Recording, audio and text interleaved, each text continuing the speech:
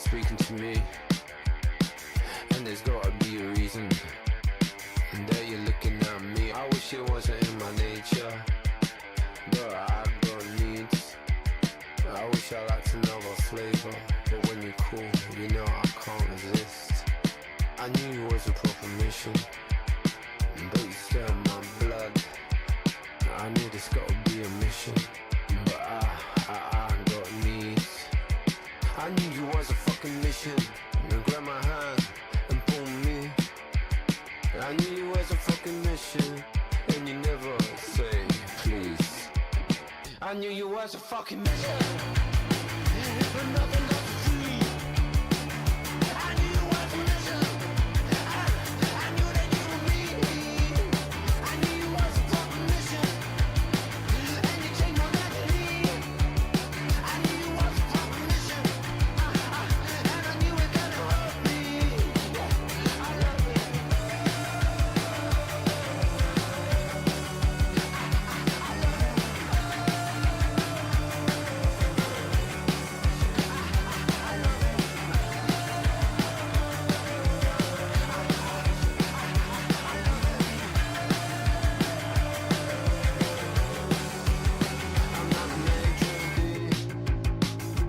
Tell me what you need.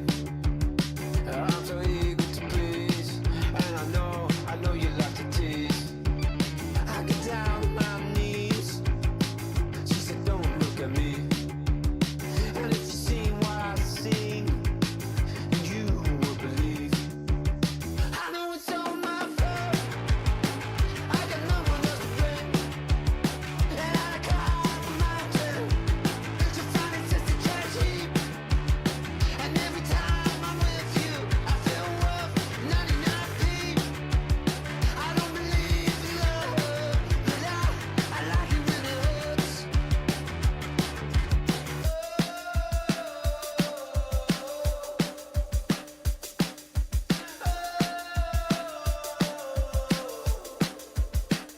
I knew you was a proper mission, man. I knew you was a fucking proper mission.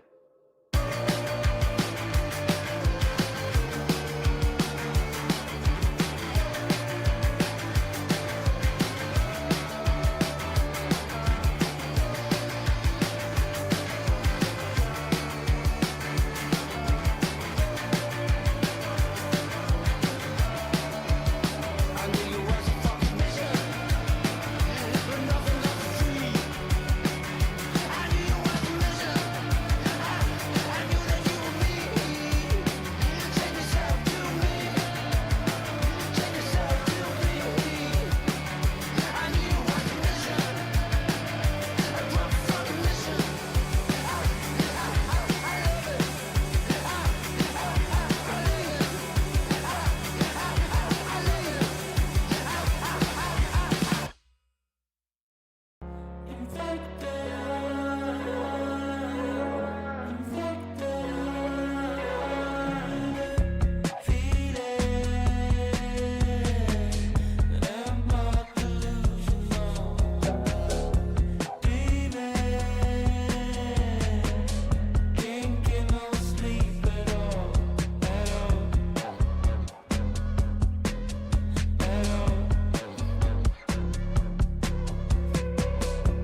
Need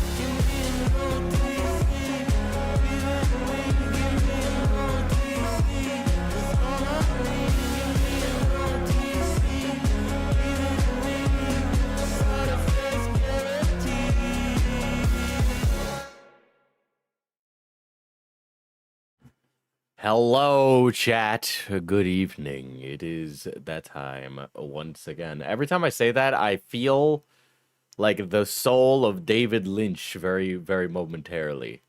You guys remember when he was, well, first of all, alive, but second of all, going like, it's Friday once again. You know, makes me think of that. Makes me think of that. Makes me think of that. It really fucking sucks that Hayden Pettit. Dude, I didn't know that she was Kyrie until after she passed. I did not know that. I do not think she was killed, if that is what you were implying. I don't think she was assassinated, unfortunately. I mean, or fortunately. There's no way I'm pulling myself back from that one. I don't think she was assassinated, is what I'm saying. Okay, that's all I'm saying. Oh, dang it. It's like she didn't get assassinated. Ah, she's. Oh, God. uh. Hey boss, random question, but do you like Warhammer Uh, Fantasy? Or just I 40K? I am a big fan of the Warhammer Fantasy books. The tabletop is really confusing. The war game. There is a tabletop. I haven't played it. Um, but I have enjoyed the novels. Gotrek and Felix are amazing. You should totally read those books. They're just really good fantasy books. Even if you're like, I don't give a shit about fucking Warhammer, but it's like a if you were to recommend a fantasy series that is like up there on the list of like good ones, it's kind of like a buddy. I'd say a buddy cop. It's got a little bit of that in it, is what I'm saying. Um, AOS also is super cool. Little I feel like we always use the word high concept wrong, but the books there are really crazy with some of like the depictions and visuals. Um, but the only one I've played is 40K on the table, and I've also played the RPG, which is called Wrath and Glory. But there's a little bit I like from each, but I definitely don't want to play Warhammer Fantasy. That fucking game looks really complicated, and also the models are super expensive. So there you go. Yeah, she was a victim. Yeah, child star, all that stuff. Yes, yes. I like how my mind. Sorry, I just saw this clip of Doofenshmirtz in Fortnite killing Minecraft Steve Charlie Kirk in Fortnite, and so I had that on my brain at the current time. Just play one page rules. That's true, but if I'm gonna play one page rules, I'm gonna play like my I do have a one page rules army. There's like an army of like jackal guys. I have the prints for that. And I want to make that army because it looks sick. Um, all I know is the end times suck from a story point of view. Yeah, everybody hates the end times. Nobody's an end times fan. A lot of crazy things happen. The universe basically gets a reset. I think that if you're still mad about the end times and you're avoiding AOS, I think it's time for you to just look at AOS and see what's there because you're missing out on what you could enjoy. Um, but that's like my opinion, man, and I also have like a vested interest in this because I sell the plastic. Um, but I will say the stuff in AOS now is like actually cool. Okay, AOS is being slept on still. It's still being slept on. It's crazy.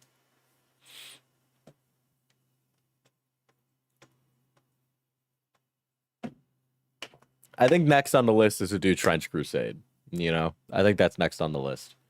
I have been a busy little bee, guys. I've been a busy little bee. I've been doing stuff. As I said, we're on this whole thing where I'm like trying to like explore and like live life. I've also noticed that um me trying to live life has a direct causal relation to me making less money while live because I am live less.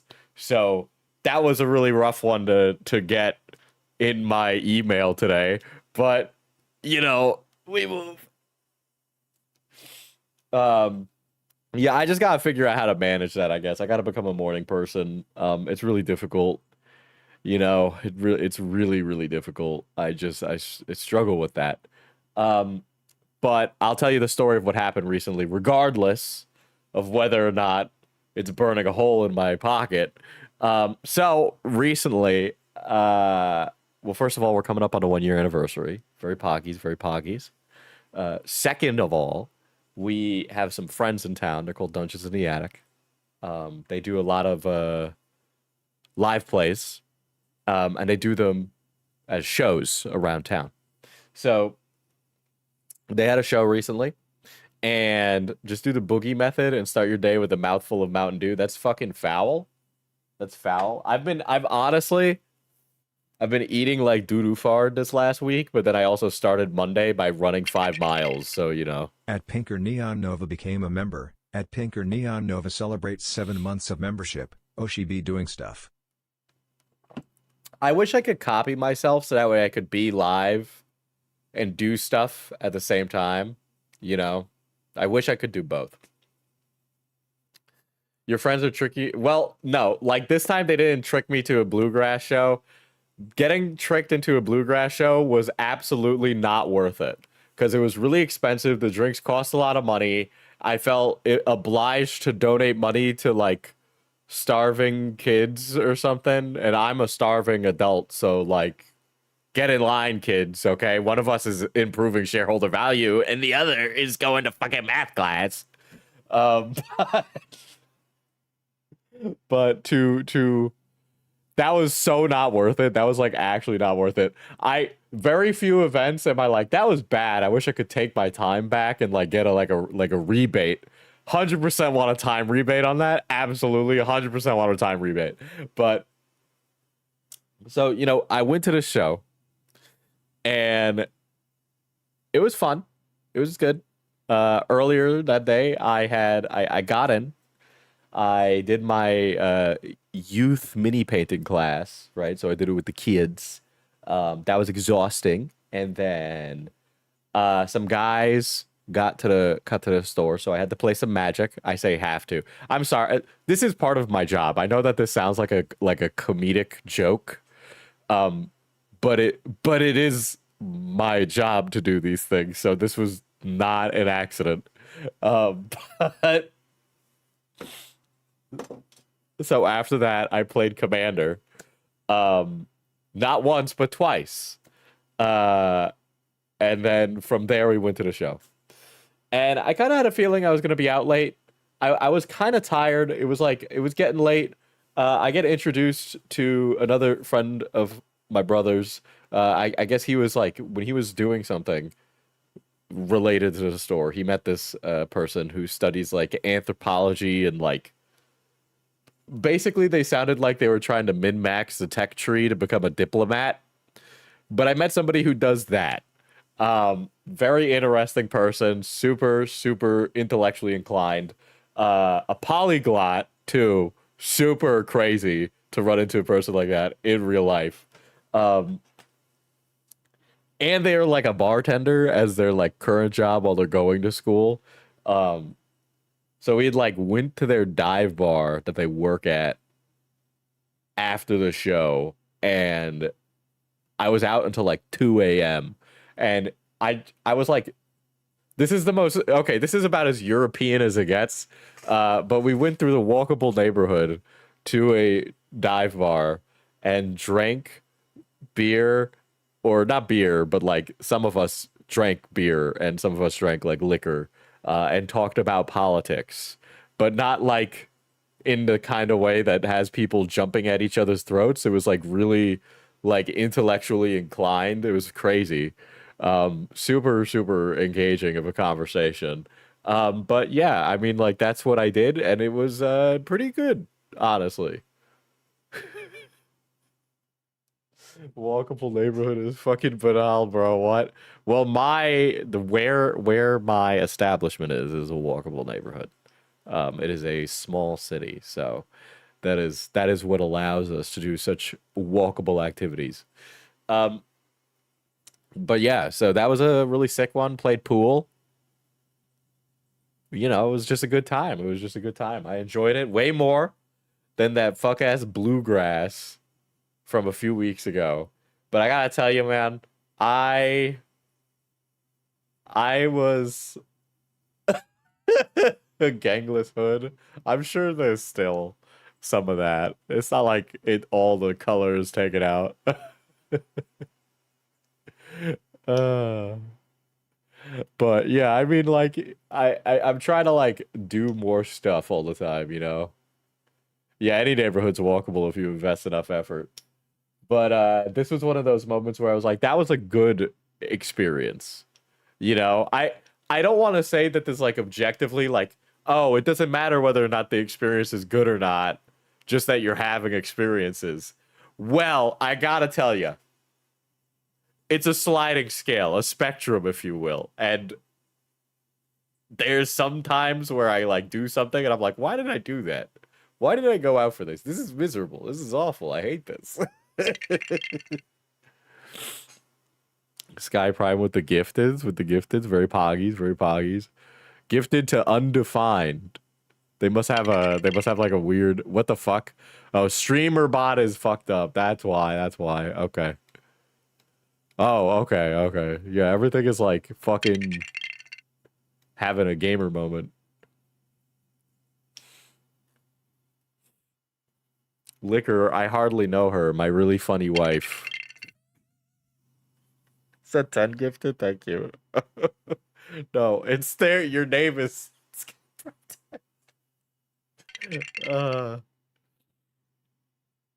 But yeah, so that's what I did recently. I think I said on a prior stream that I played like a board game that was really complicated recently. Liquor? I hardly know her. My really funny wife. I need to like I've realized now that like literally everybody I associate with either plays board games, card games, or tabletop RPGs, which is like really cool, but I'm worried that it's also going to cause me to be like a little bit of like a one-trick pony. Now's an Andy. I've moved up in the world. But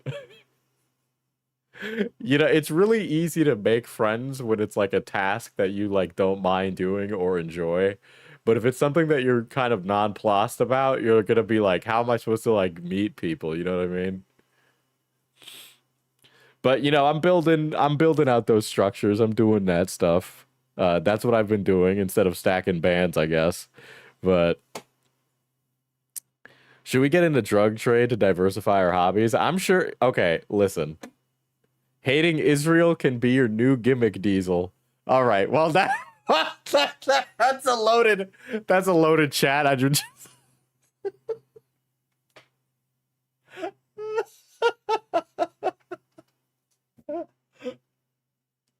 uh,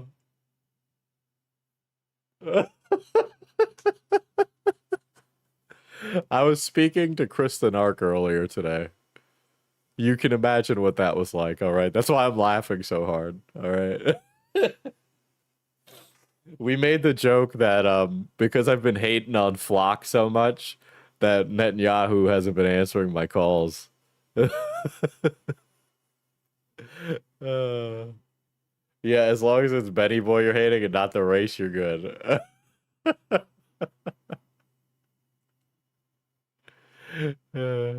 Yeah, I'm speaking to Chris at his tombstone. uh, did you see the streamer that got beat up by his mom after he got raided? I actually just saw that in my feed. I would love to play that clip right now if I just had it on speed dial at this moment. He got raided by Stable Ronaldo, right?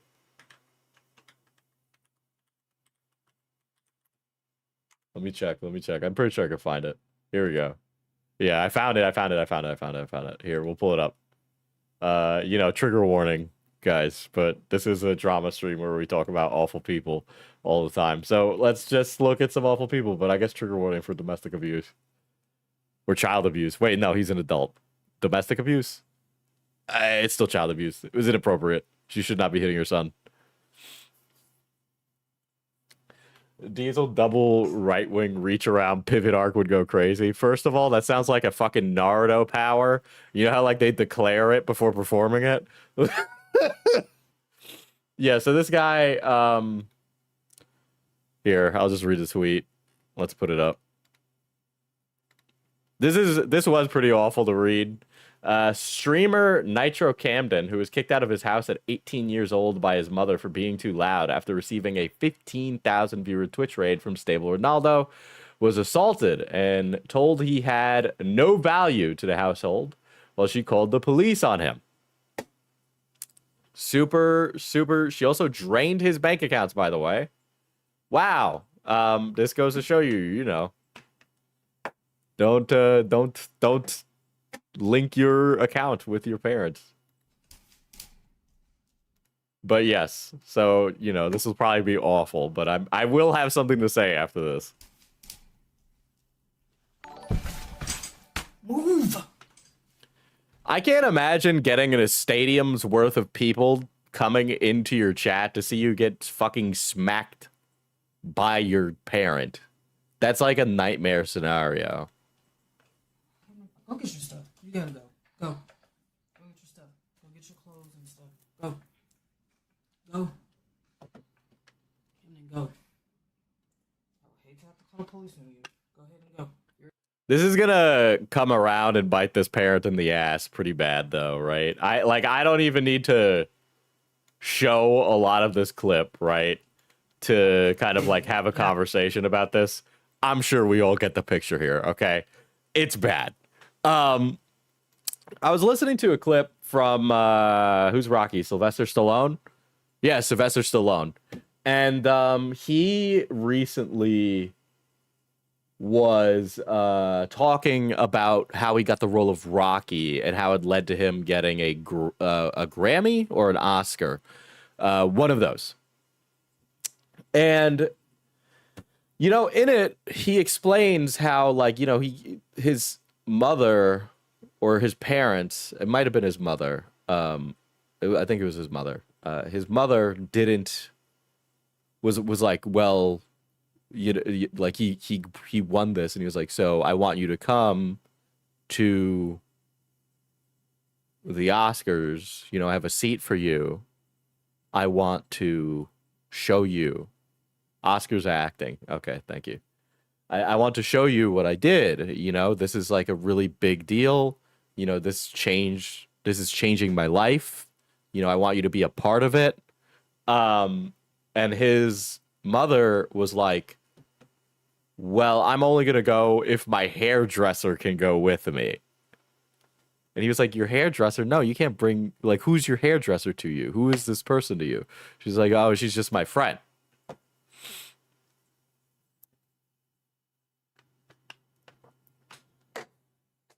And basically the long and short of it, of the story, is that he went, and that was like the last time he ever talked to his mother. It was just like a complete, like, you know, that was the moment that they were cut off, because, you know, he went to this thing alone, and while it was like a happy moment, that moment will never be a happy moment for him, because his parent didn't want to like partake in that with him, right? Instead, she wanted to make it about herself and turn it into some weird, dramatic, kind of unclassy thing.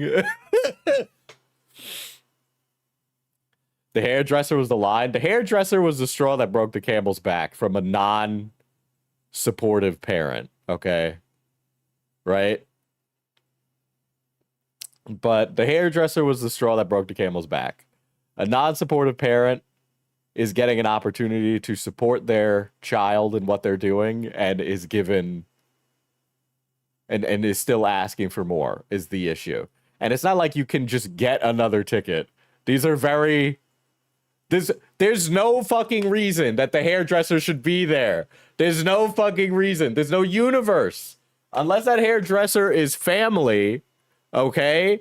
Or that's a partner, like romantically, they do not get to be there. That's period. Like, that's just completely not allowed. Brian said Bam lied about already paying him, so I don't know how to send you the link. I'm sure we'll have that in like 2 seconds already, now that you mentioned it.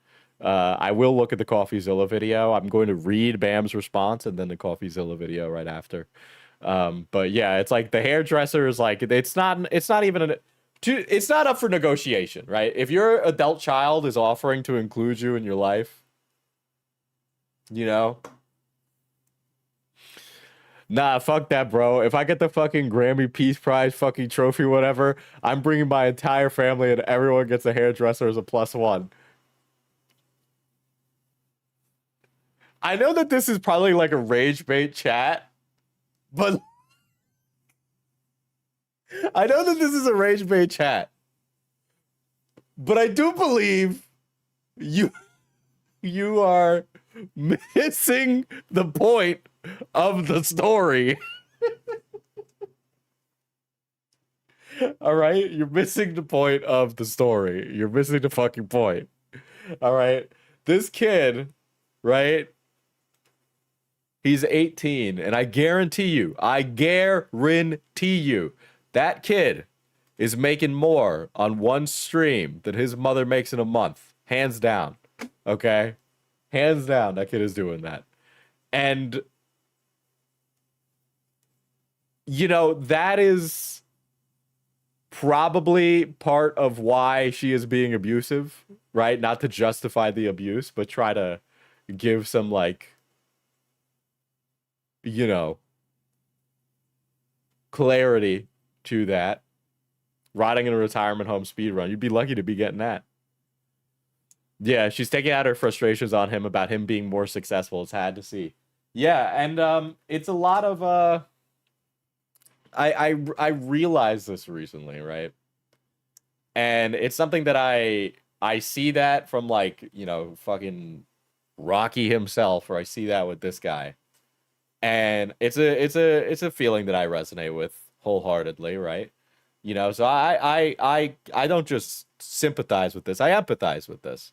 It's really awful to see, and there's no world or universe where a parent should ever act like that, regardless of how ridiculous or strange or whatever you feel your child's goals are. If they achieve them, you should be there cheering for them every step of the way. You should be a present figure in their lives. You should be supportive. You should try to give them aid. You should do all those things, right? Because the alternative are these parents who are not present, who are not supportive, who don't realize it at the time. But yeah, long term, the second that 18-year-old is able to get a place to live, be successful, be in his early 20s, the second she has issues, it's she's not getting any help. If he's done, you know? Yeah, in a perfect world, she would have been supportive. She probably thinks this is like a nonsense career. Yeah. No, a lot of that is that. You know, a lot of that is that. It could be that it's a nonsense career. I don't know what it is. Or it could be more malicious than that, where it's somebody who's like, you're so much younger than me and you're so much more successful. That's a problem. I don't like that. That's not what I raised. I raised you to go to school, to do all these things, to do this, do this, do this. But you didn't. And that makes me mad. And there's a lot of people that are like that, right? The only thing that sucks as much as your parents hating you for being successful is them hating you for being a failure. Yeah, and the worst part about actually that one is probably like a smidge worse, because you're probably dependent on them in that case, and they probably do not fuck with that. But statistically speaking, apparently like 50% of us receive aid like that from a parental figure, so who knows? Nah. You know what? I used to think that when people like that parent that is wailing on her son in that clip are on their deathbed, that they change and they have like this.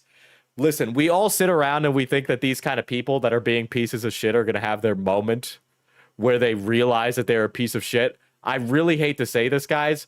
No, she is going to be on her deathbed thinking she was right, okay? And will die smugly thinking that her reasoning for doing all those things was completely appropriate and justified, okay? That is what it will be. And I hate to say that, but more often than not, I have seen that, at least in real life, between people I know and friends, and you know, even myself. I've talked about this because a lot of it's been like either aired out against my will, or you know, now I just talk about it because I'm like, whatever, who gives a fuck anymore? Doesn't fucking matter. you know, but yeah, if she's willing to do that shit on camera, she does not feel shame. Yeah. She probably doesn't even really know. Yeah, they don't change. Yeah. Yeah.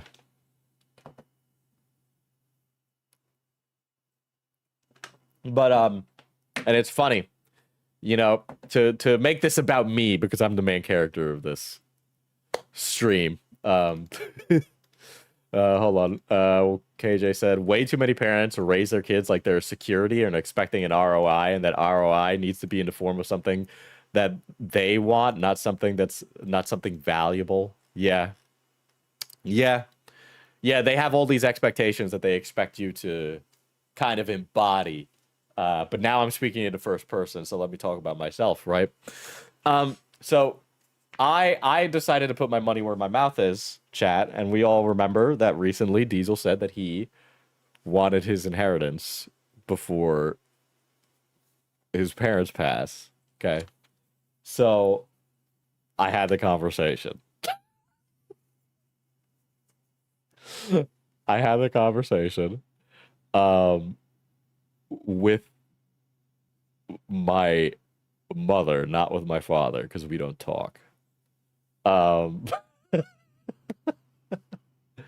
uh, and this became trauma dumping. No, I want to tell this story, right? Because I told you, chat. I told you to do this. And who am I as a streamer if I don't do it? So I did it. And I asked, and I said, where is the money? And they're like, it's in like a life insurance plan or something. And I'm like, okay, great. So it's not accruing interest at the rate of the market. I'm like, you know that it is actively losing money over a long period of time, and that it'll be worth significantly less by the time you pass. And my mom was just like, I don't understand what that means. And I went, okay, and then explained what a Roth IRA was, and what, like, why the market has been better for retirement plans than like secured funds that don't accrue interest or gains over a long period of time. So it became like a whole big education thing. Anyway, we got to the end of that, and the answer was no.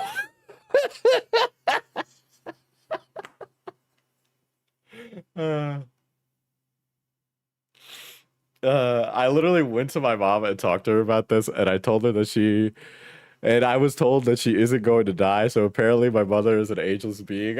You know what I've realized? I think a lot of them just don't want to address the elephant of I'm going to die one day.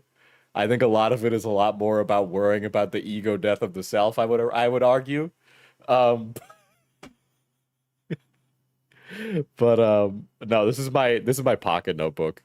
Um, Let me guess. The argument was don't complicate things.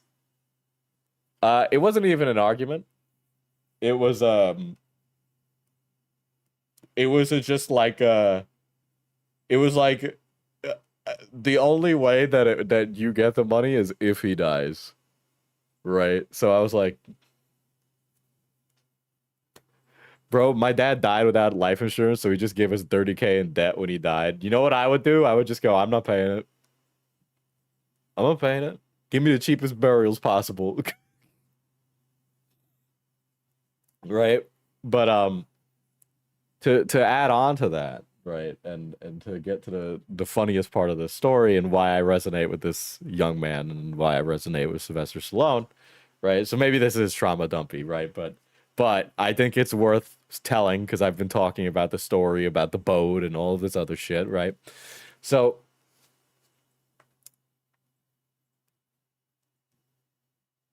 we're coming up a year on the store, right?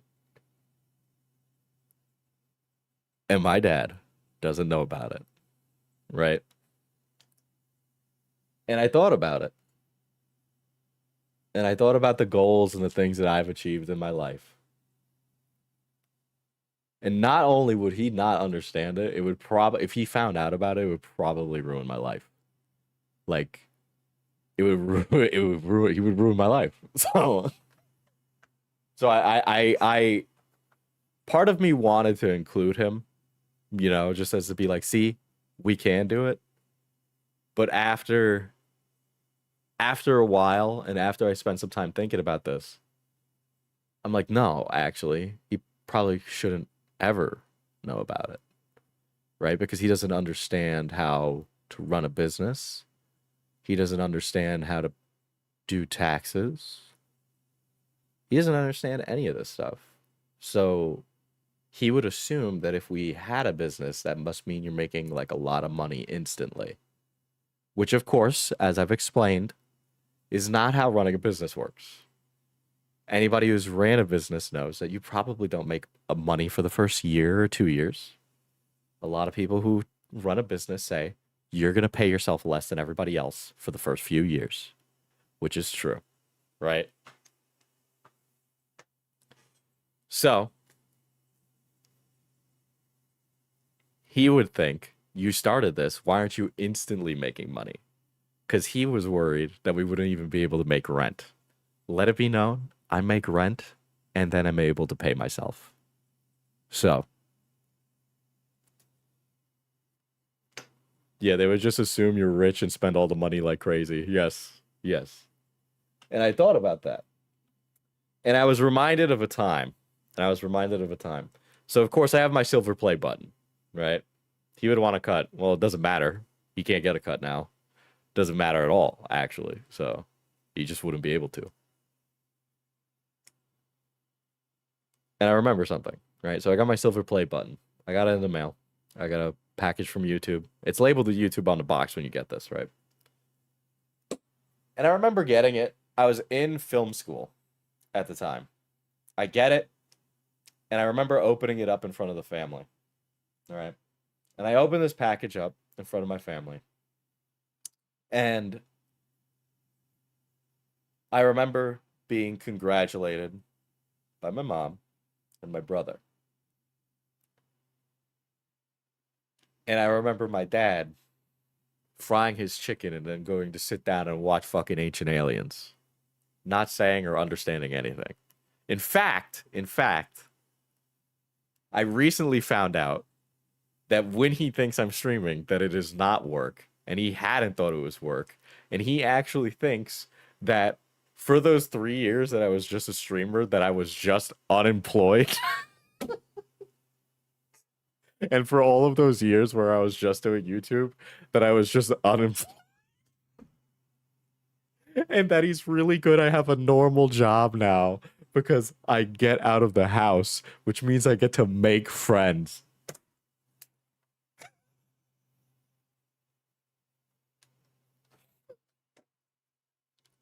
Do you know how much time people have spent trying to explain this to him? Right? But it was funny because all of the things that I think are some of the worst decisions I made in my life are the things that he values as some of the greatest achievements that I've achieved. To be fair, you do look pretty unemployed, bare naked in a tank top at your PC.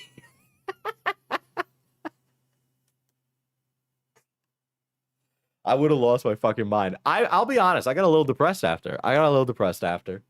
Right? Respectfully, I don't let this person into my life. I live with them, right? But I don't let them into my life.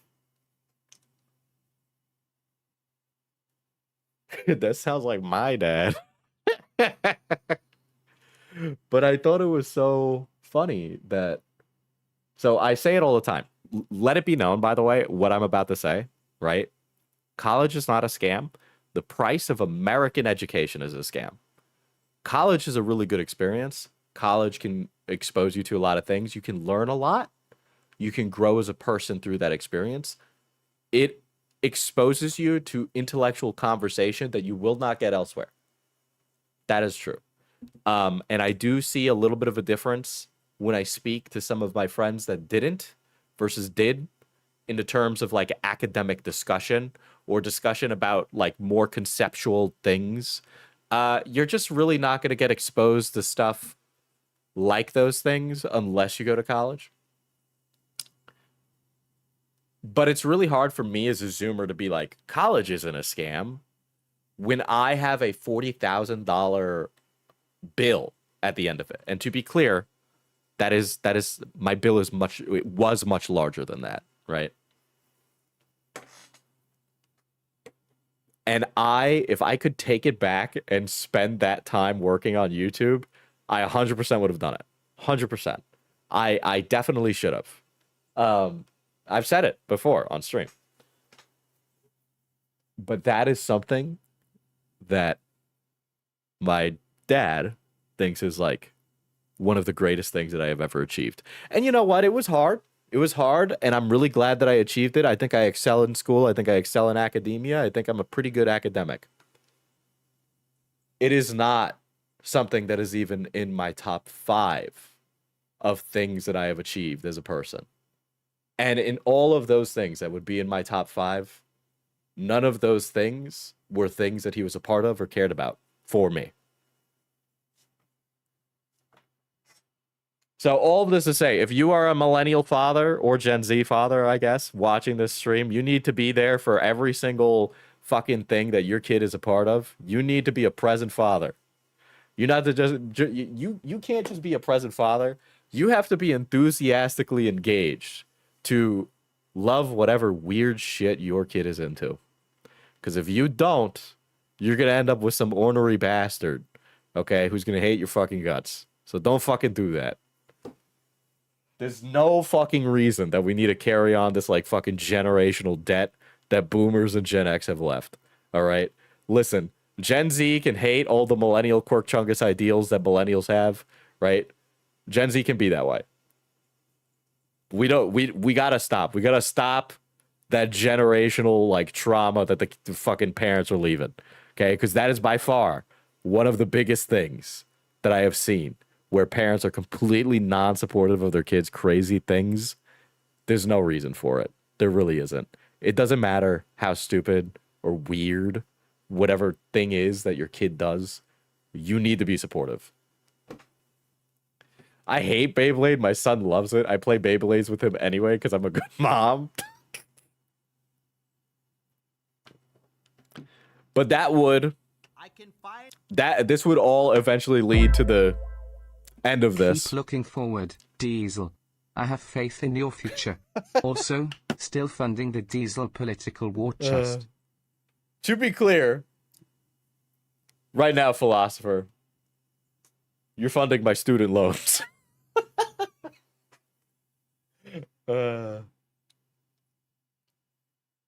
But yeah, so that's all of this to say is that it's been kind of like the ongoing arc at the pre-chat of this stream where I'd say the boat, this, that, right? About the boomers.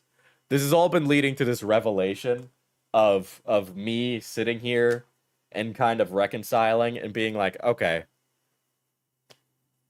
yeah, you're just a person. I don't need to like look for either one, your approval, but then 2, you just don't get the respect of being in my life, you know? Fuck it, whatever. For the war on student loans. Clearly. Thank you. But yeah, so this has been like a long time coming of like a mental revelation to be like, oh, you could, if your parent isn't supportive as an adult, you could just like be supportive of yourself and just not include them. You just do that. For the student loan war chest. Now I feel bad taking donations because the donations are going directly into the bill pile. Well,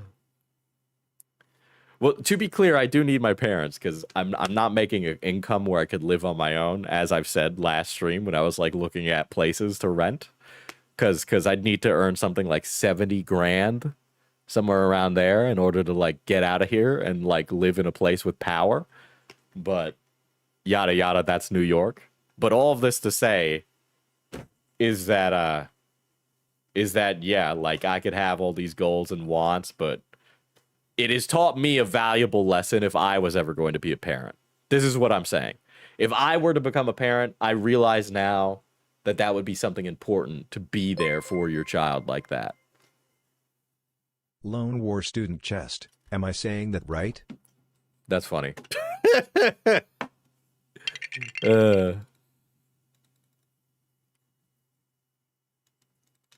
Solo or willing to live with roommates? That's solo. It'd probably go down with roommates, but like, there's not really anybody I know that's in a position where they're like, I need a roommate, or like, I need that. Like, a lot of my friends are like, I gotta be honest, a lot more of my friends are like married people that like, yeah, dude. Like, I got a lot of people like that. In solidarity with the student loan struggle.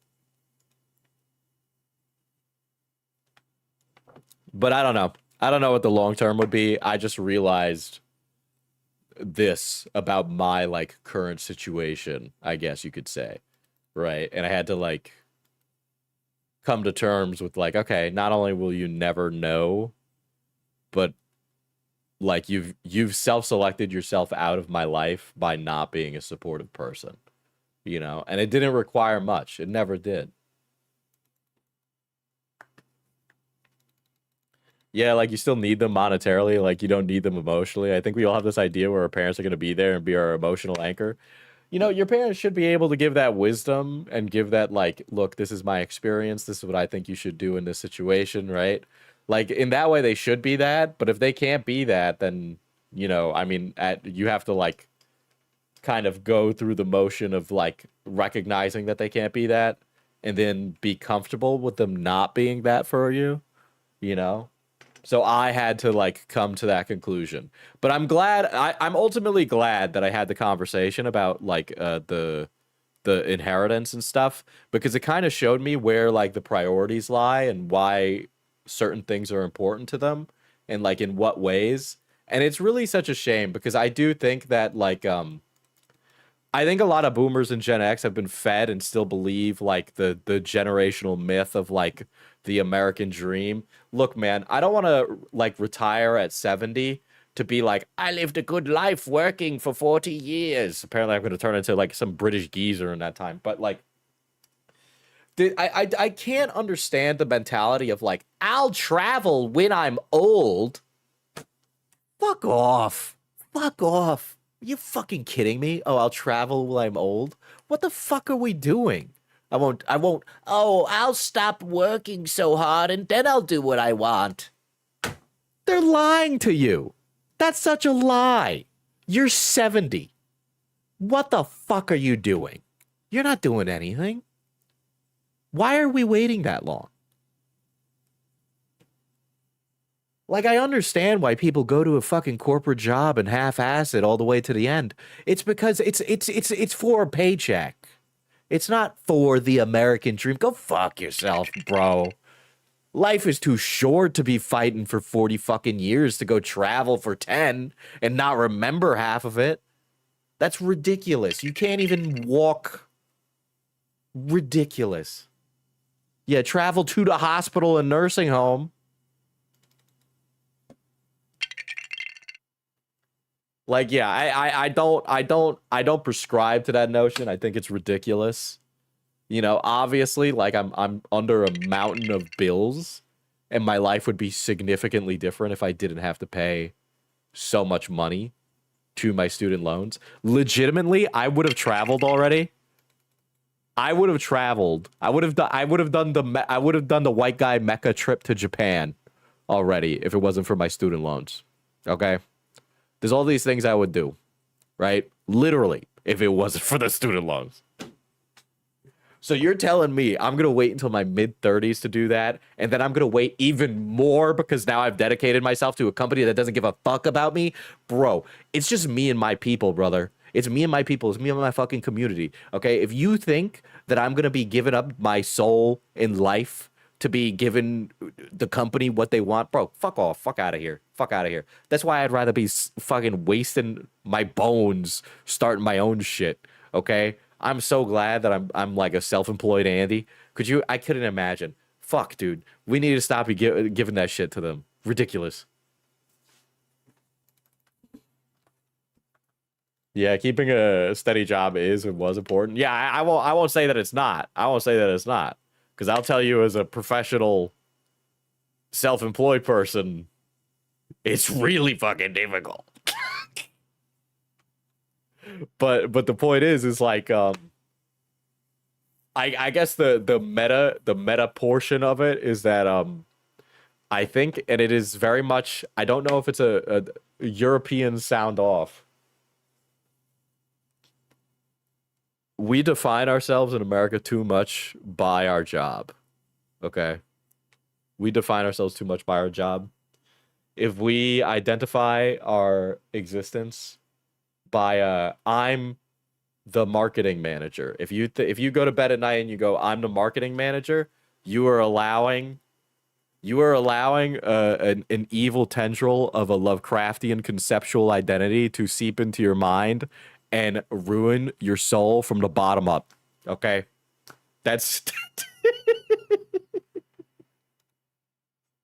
sorry, I know this is high concept for the fucking Bricks and Minifigs stream, but it was a thought, okay? It was a thought.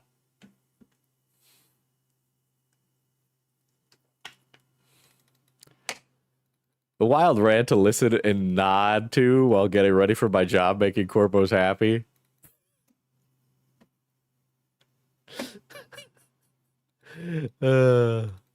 Congratulations. Anyways, Yeah. for the student loan chest. I just cast Thank a you, blessing thank you. upon you. I just blessed you with 1 year of Thanks for that. I just blessed you with 1 year. 1 year of what?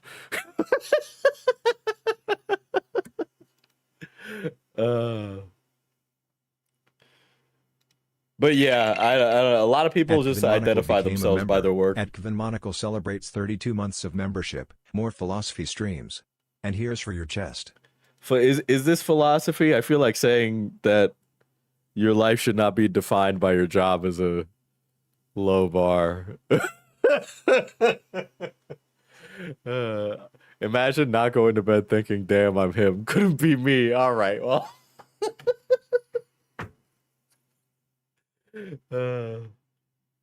I'm putting up the ADHD. I'm gonna put some cat videos. We love a good cat video. Hold on. There we go. What the fuck is a tap the shell? What does that mean? Okay. Oh, all right. So you gave the timestamp. Thank you for that. We'll boom. And then I'll put up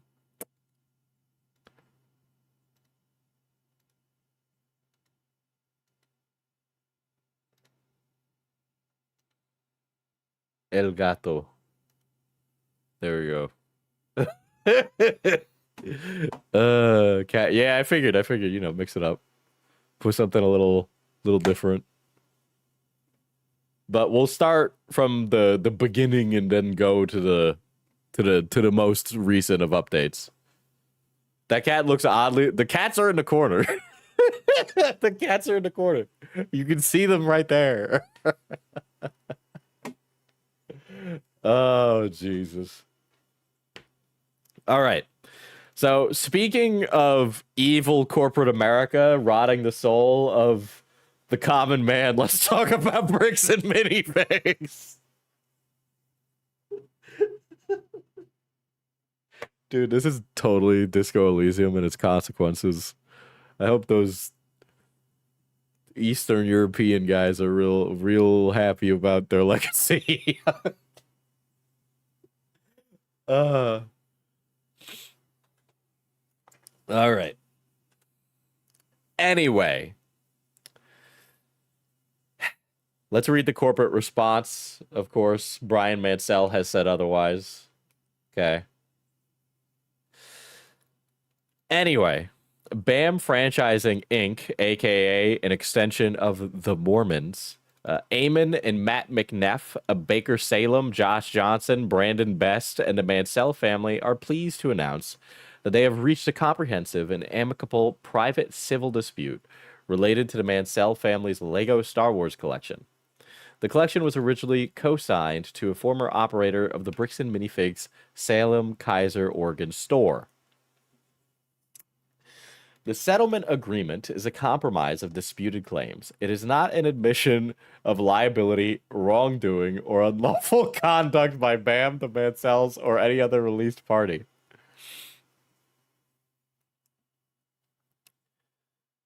If Eastern Europeans could be happy, their games wouldn't fuck so hard. So, like, I feel like if you're a corporation and you have to, like, issue a statement saying you're going to give money over, it kind of almost reads like an admission of guilt and or wrongdoing. Do you know what I mean? Look, man, the way that things work here is that corporations just get fined increasingly comedically large sums of money dependent on how many people they kill or problems they cause. So, like, you know, the second that money changes hands, even if they're like not at fault, the general consensus is it's their fault, right? Like when Boeing has like a plane explode and then a whistleblower falls out of a window and then Boeing pays a bunch of money. That's just Boeing's fault, right? Like that's like it doesn't like there's nothing else to it there. You know, you can say as much as you want, but like at the end of the day, we're all gonna go to bed going, yeah, they did it. Yeah. The Mansells confirmed that they have been compensated by BAM for the losses associated with their co-signment arrangement and thus are releasing all legal claims against BAM, its leadership, and yada, yada, yada. BAM, the McNeffs, Baker Salem, Josh Johnson, Brandon Best, likewise, all dismissed their lawsuit against Brian Mansell. I joined on Boeing, what? Through the exchange of records and information during the legal mediation process, the parties developed a more complete understanding of what occurred. The underlying dispute arose from a co-assignment contract between blah-de-blah-de-blah. As part of the settlement, Brian Mansell has assigned to BAM his claims under the original co-assignment contract. BAM may elect to pursue these claims against those responsible. The Mansells have agreed to provide the relevant records in support of BAM's claims. The parties believe that this places a responsibility for remedying any remaining fault on with the appropriate parties. BAM recognizes that the Mansell family experienced genuine loss. Okay, wait a second. If I'm reading this correctly, yeah, if we find stream elements organless in a ditch, we blame Diesel. Isn't it Razer that bought Stream Elements recently? Aren't they just like a subsidiary of Razer now? Let's see. Hold on. Let me read this again and be more thorough. Josh Johnson, we're not parties to it. The Mansell's loss arose in part from the sale, accounting, storage, and disposition of the former operators of the store. As part of the settlement, Brian Mansell has assigned to BAM his claims under the original consignment contract. So if I'm reading this correctly, it's not that they're giving him the money, it's that they've dismissed their lawsuits because the reasoning for those lawsuits were on the basis of incomplete misinformation. Yeah, so this entire thing doesn't sound like it's about exchanging money in this at all. This is more like based on the information that we are now aware of. The parties that need to be pursued for the loss of the Legos are not these people, but this owner who ran off in the middle of the night. Am I wrong? Am I reading that correctly? That's what it sounds like when I'm reading it. It also sounds like this doesn't sound like it remedies the situation. It sounds like Brian Mansell and BAM would be going to mediation to talk about what BAM would need to do to give over money. So none of this sounds like money is exchanging hands, reading it, if I am reading it correctly, but it's very much a lot of legalese. I think it means Bam is paying the guy, but getting all the info to get the money back from the people who owned the store before. Yeah, it kind of sounds like that. That's what it sounds like. It sounds like, if I were to just be very broad strokes with it, what I am reading sounds like things can't happen until those former owners of that store in Oregon reappear into the narrative, okay? And they mea culpa for their end of this, right? So it kind of sounds like those guys need to put their head on the chopping block, you know? Bam recognizes that the Mansell family experienced a genuine loss, prolonged uncertainty, and considerable frustration after the original contract was not properly administered by the former operator of the store during the transition from the former operator to the replacement franchises. Bam regrets that it did not more quickly access information necessary to understand and resolve the matter. Bam has issued an unqualified apology to the Mansell family for their losses and pain and suffering from the events surrounding this dispute. The parties recognize that many Bricks and Minifigs franchises and employees had no involvement with the events surrounding this dispute, and hope that this resolution brings closure to everyone affected and all may return to their normal business activities and personal lives. No, just that the company has a way to recoup their money, but yeah.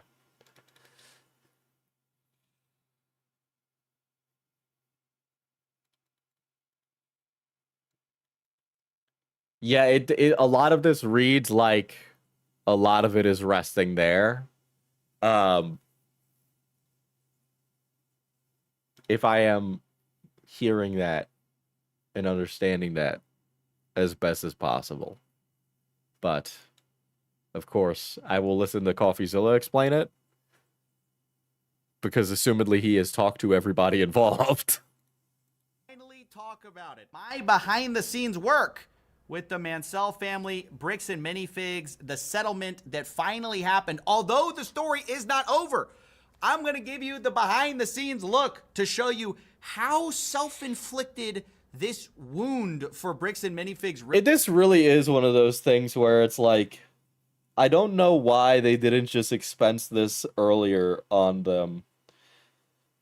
I've said this on prior streams where how hard it is for like businesses to develop a reputation and develop that. So like, even if it costs you money in the interim, it's usually better to just settle these things as quickly as possible so it doesn't turn into a big fiasco like this.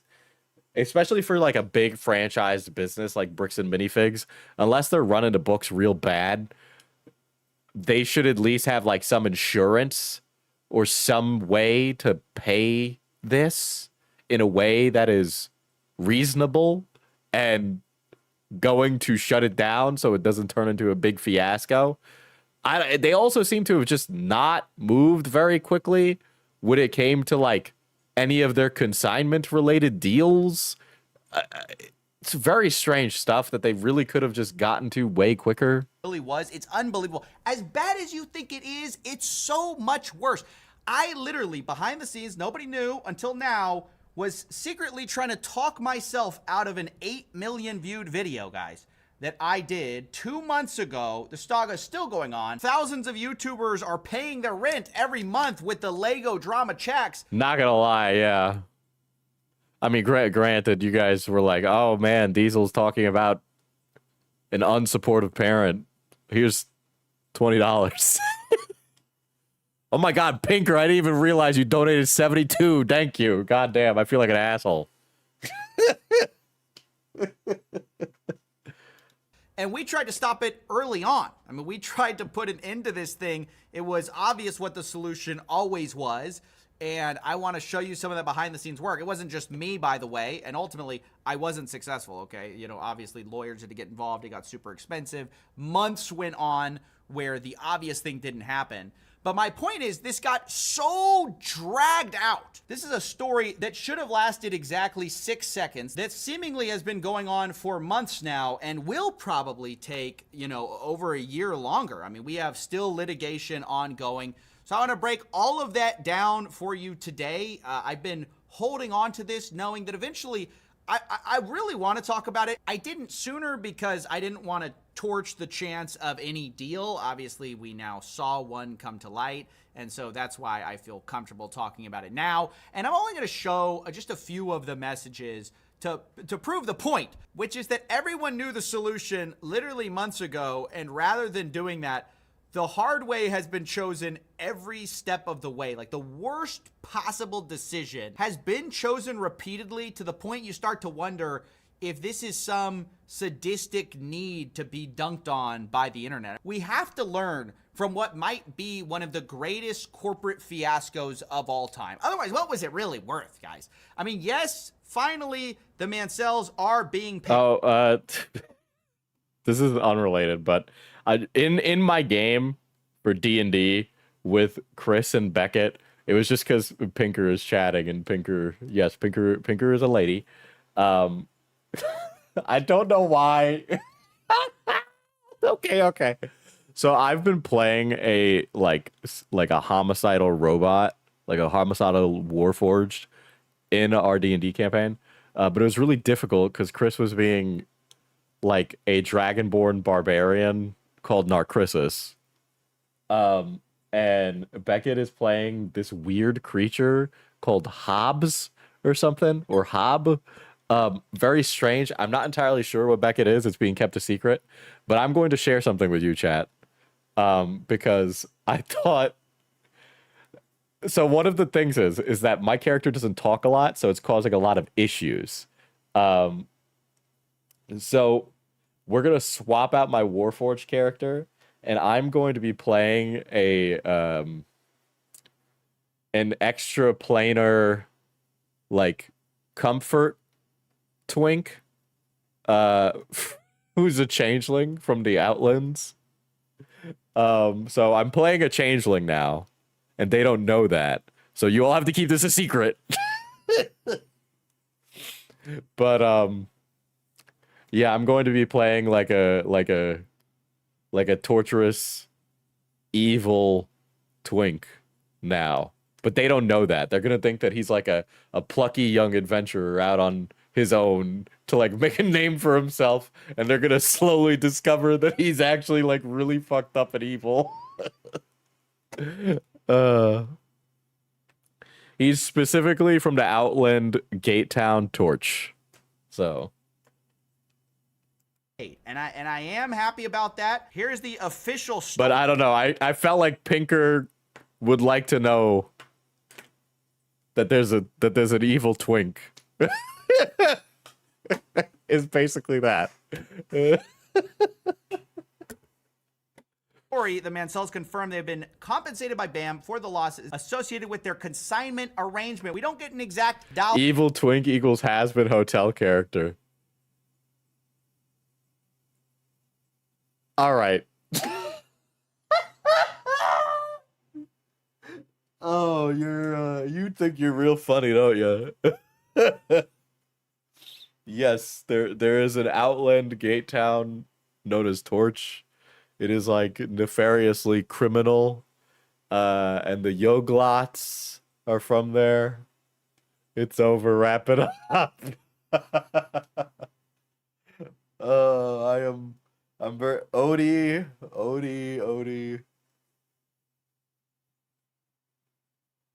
I don't got anything. You got me. Yes, they are from a place where there's a lot of evil criminals, and everybody who lives there is really into gold and collecting money and getting rich. Okay, an evil twink is an evil twinks have existed longer than Has-Been Hotel.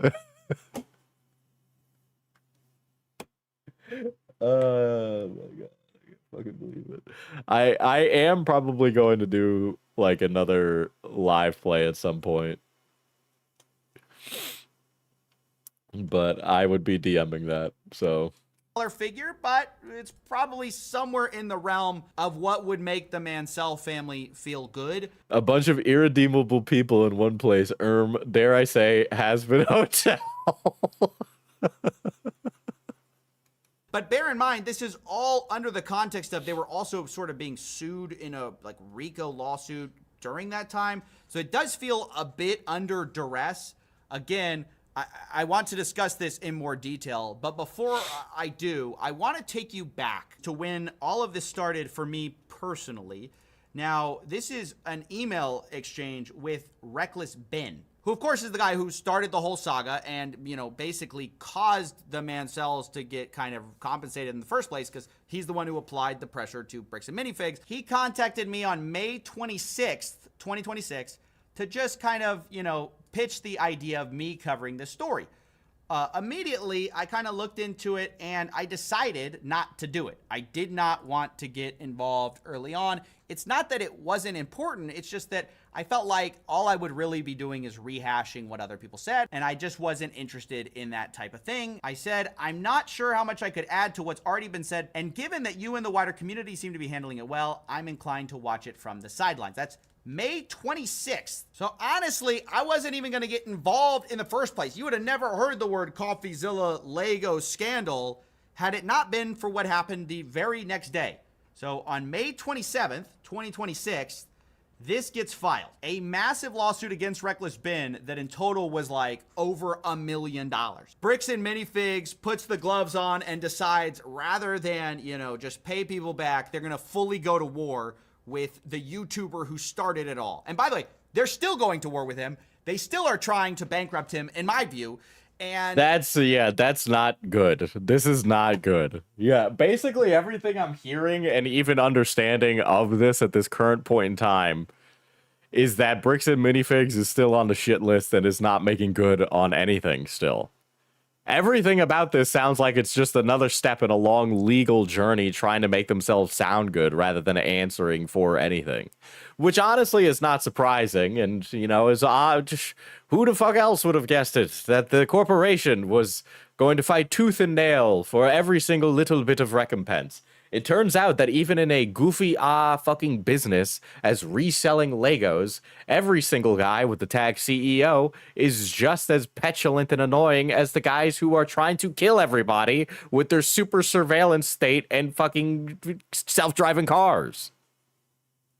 They're still trying to destroy him for what he did to their brand. They feel like he wronged them and whatever. And that's why I say, despite the Mancells now being, you know, paid back for this whole thing, it actually doesn't fully end the saga because we still have Bricks and Minifigs trying to basically destroy Reckless Ben's life.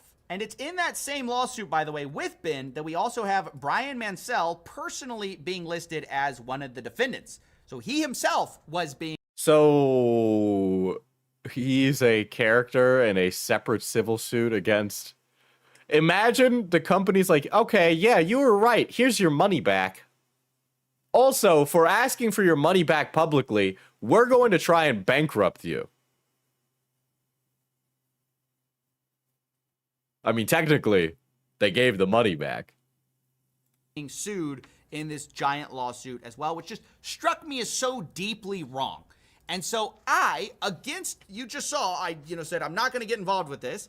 I, against, you know, my initial thought. Wouldn't them apologizing to the Lego guy make Ben correct and not defaming? The standards for all of this stuff are really crazy, you know? So even though I feel like it might not be, who knows what it would be once you get to, like, court. Dude, that cat's being hit with this stick that makes them stupid. Said, okay, May 28th, this is the next day.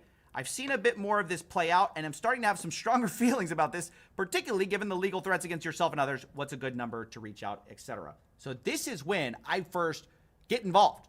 Now, what I'm telling you is I was never going to investigate this.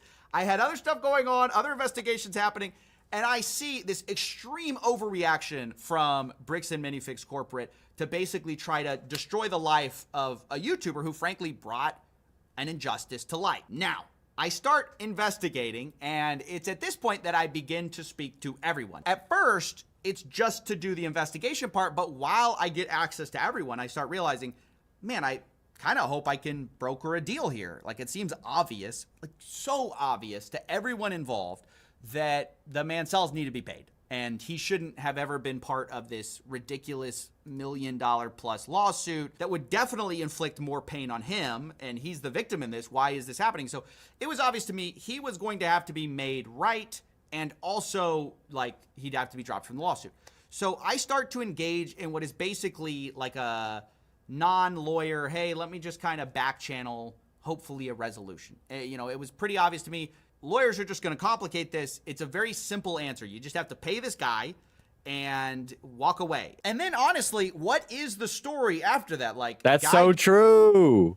That's so true. This is one of the things that happens all the time in like corporate America or like traditional media. I mean, this happens all the time in YouTube too, but like if you're somebody who covers like news stuff or like you cover this stuff in any way where you're not some like duplicitous little cretin of a human, like the real method to solving a lot of problems is just like a lot of the times it's just like stop talking about it, right? So it's either like stop talking about it or mea culpa instantaneously and then move on, right? But a lot of the times, for some fucking reason, maybe we could talk about the ego of the person or the ego of the self here, all right? But we're not to get too philosophical, but like so many people are so incapable of putting aside that ego or that willingness to even admit any fault whatsoever that they'd much rather double down, which ultimately Streisand affects the whole thing. You know, and it would be so easy just to go, yeah, I'll walk away. You know, I don't know why people don't do that, right? It is so much easier to let things that happen kind of roll off your back like water and only address what needs addressing rather than get into it and then fight tooth and nail every step of the way, which could be said for a lot of things in life, right? You shouldn't give so much of a shit about everything, but only give a shit about the things that are worth giving a shit about. You know what I mean? It's paid what he was owed. Like initially he was wrong, but then the corporate makes it right. Like it seems like although they wouldn't have made it right in time, this is late May, early June. I mean, the story had kind of gotten some traction, but not nearly as big as it was gonna go. It was just starting to go national, and I'm like, just like pay the guy, drop him from this ridiculous lawsuit, and you're done. Because it doesn't even make financial sense at this point, because even at the biggest headline number, we're only talking about $200,000 in Legos, and that's even what the Gormans originally said. It was actually worth less than that. So it's not that much money compared to the millions of dollars of damages that are happening to the Brixton Minifigs brand. This is the brand damage severely outweighs the cost of just paying it off, which is like so many things, you know. It's like that's something that you gotta like gauge in like business interactions all the time. Like, is this worth the reputational damage? You know, it's like if you have somebody who's like if I have somebody in my store who's like being rude or like a problem, like what do you do? You know, the answer is usually really simple. You don't need to make it a big fucking deal. Multi-million-dollar corporation. They're torching their goodwill with the public. And I'm just pointing out the obvious. Like, this doesn't make sense at all. You know, I'm a third party. I'm unsolicited advice here, guys. But you should probably stop the nonsense. And so, you know, I tell them, and this is just my own. They dug their heels in so much, it's kind of nuts. I can't. I don't, yeah, like, I don't know. It's like, I see that all the time in things, and I just have to imagine it's like some own personal ego is why those things happen, you know? Sometimes it can be that the community wants blood, so they will stay with you if you back down. Yeah. I guess. Text, okay? I say, I'm trying to back channel a solution that I think is probably inevitable anyways. Brian has to be made whole and dropped from the suit. The sooner that happens, the better. Call when you can. This happens on June 4th, okay? This is almost a week before my video. I'm trying to prevent all this from happening, or at least substantially make the story less interesting. I'm like, let's just get this guy paid and move on with our lives, right? By the way, the text under that is, I know it feels impossible, but consider dropping the lawsuits against everyone in this story. Yes, including Ben. I don't think this escalation ladder... June, yay, Pride Month. I'm glad you know where your head's at, Lemon. of lawsuits of 1.3 million over what amounts to about $100,000 in actual missing Legos. Makes sense, is going to resolve this, or helps your brand. Okay. I feel like any guy who has like a waxed mustache is either like in a Mumford and Sons cover band or literally like a mustache twirlingly evil, which is, you know, what's the word? Nominative determinism? I don't know. Maybe he was bound to be evil because of the mustache. So I'm really giving, honestly, some what now in hindsight looks like incredible advice, to be honest, which is just like, hey, this is all going to snowball. This is a disaster. Just drop it. Be done. This is an easy solution here, which, by the way, half of which we've already seen come true. Literally, we saw it just now, August 19th. They dragged it out in the media for 2 months, letting their brand be tarnished, you know, by their own actions, frankly, because they knew early on that they could have gotten this done earlier. And basically, by the way, just so you know, a lot of the breakdown ended up being that they disagreed on dropping the RICO lawsuit. Like, would they drop? You saying his mustache made him evil like Doc Ock's arms? I guess. I mean, the mustache did. What came first, the evil or the mustache? You know, that's the real question. The RICO lawsuit before mediation, after mediation. There was a big disagreement about that, and that's kind of where my part fell apart, and I washed my hand of it, and I said, I can't help you guys. Basically, there was no bridging that gap because one party is saying, like, you have to drop the RICO lawsuit before we can settle these missing Legos, and the other side's like, well, come to the table and we'll talk. You know, it's like, ultimately, there was just too big of a lack of trust, and the lawyers continued to get more and more involved, and ultimately, you know, got it done after months of work, and I'm sure they all took their piece. That's kind of what's sad about this whole thing is, like, I think the real winners here are sadly... Are the attorneys. Hell yeah, brother. Hell yeah, brother. Oh, my God. The amount of money... As I've learned from meeting lawyers throughout my life, especially now as I've like gotten more involved in different like monetary related things, like the story I was telling earlier, right? From the fucking life insurance stuff. The winners are attorneys, dude. Holy shit. They're making fucking bread. The lawyers. The biggest losers are Bricks and Minifigs out of all of this because they have stretched what should have been basically a $100,000 to $200,000 problem into a multi-million-dollar loss for themselves. And I know they probably think to themselves, like in their head, the big villain is Ben, and that's why they refuse to drop the lawsuit against them. Ironically, it's their wanting to punish Ben that I think is preventing them from realizing that they are just hurting their own store franchisees. At this point, they're the reason this is all still in the media.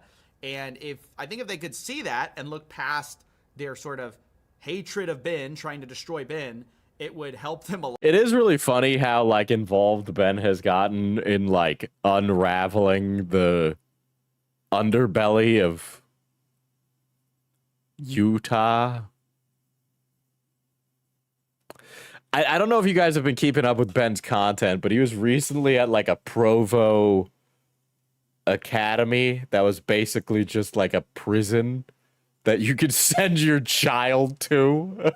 And I say that as someone, by the way, who doesn't want to see Bricks and Minifigs and all their franchisees fail. Like, I feel bad for a lot of the people. If I was a Bricks and Minifigs franchisee, I would be trying to spin off my business as like an independent business that is not Bricks and Minifigs. Have been affected by this. I'm also not a person who blamed them for all of the problems, right? If you see my original video, there were a lot of people who actually shared some of the blame in how all of this got lost, right? Like you had the... Yes, it's a troubled teen school that Paris Hilton was put into, yes. The Gormans, they had some accounting issues. Dude, you know what I found out about recently? Did you know that there's like an academy where they send all of the rich children? You know, Mark Zuckerberg went to like a private academy where he was groomed to become Mark Zuckerberg before he went to Harvard.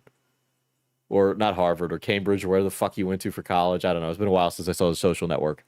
But yeah, his like, make no mistake about it, Mark Zuckerberg is not some like fucking working class kid who like ended up getting like a great chance and then taking advantage of that when he was in university because he was like really fucking smart. No. He went to a fucking like academy, bro. Like one of like District 1 style academy. Yeah, it's a prep school. Hold on, let me pull it up.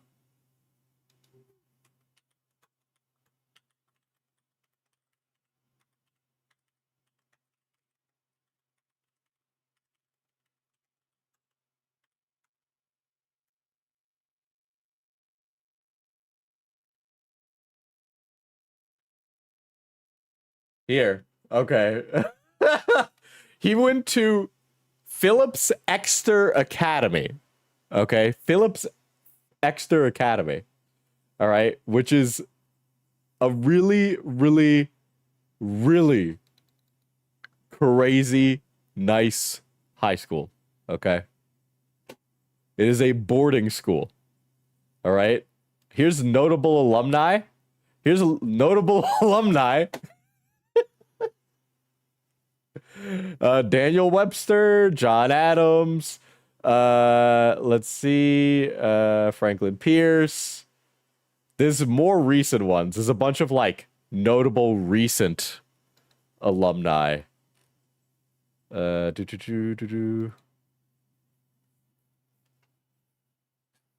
hold on, I'll just look it up. I'll pull it up.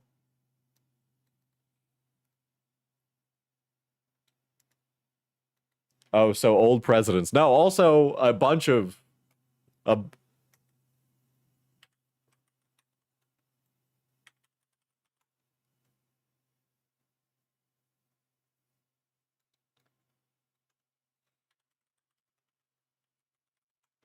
so not just old presidents.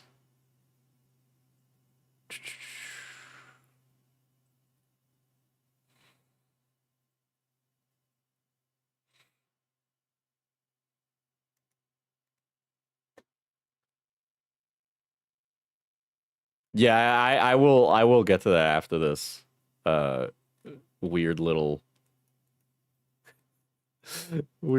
aside that we're going on right now. Bro, I fucking hate how every single article now is like behind a paywall. Bro, we gotta stop doing this. Okay. Yeah, I will get to it. I will get to it. Don't worry, don't worry. But the thing is that I have crippling ADHD, so we got to go through every single one of the things that I am focused on in my mind at the same exact time. So let's go. Boom. Okay. So here it is. Notable alumni: Mark Zuckerberg, Franklin Pierce, Gore Vidal, author and TV personality, Dan Brown, author of the Da Vinci Code, Win Butler of Arcade Fire, Roxane Gay, Tom Steyer. Tom Steyer went there.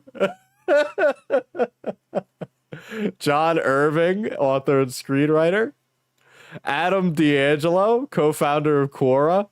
There is more. A bunch of like Congress people went there as well. Like it is unironically like very famous.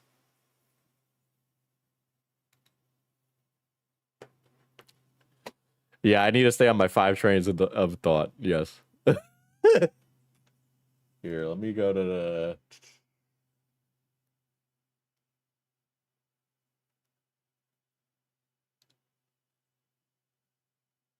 There's probably a lot more too.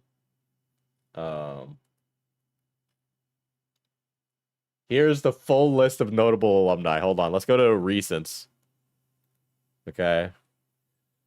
Carolyn Caraway, media personality. Duncan Robinson, NBA player. Let's see. Zhang Kwang Song, highly decorated international mathematical Olympiad. A lot of Olympic athletes went here. A lot of major athletes went here. Let's see. Entrepreneurs, New York City comptroller, Obama administration official. We got a media executive. We have a TED Fellow astronomer, Andrew Yang, former presidential candidate. Let's see, Governor of Massachusetts. Author of American Sniper. Oh, screenwriter and director of American Sniper. Green Bay Packers. Hedge fund manager. Oh my god. Let's see. Director of Office, United States Office Management and Budget under President Obama. CEO of Business Insider.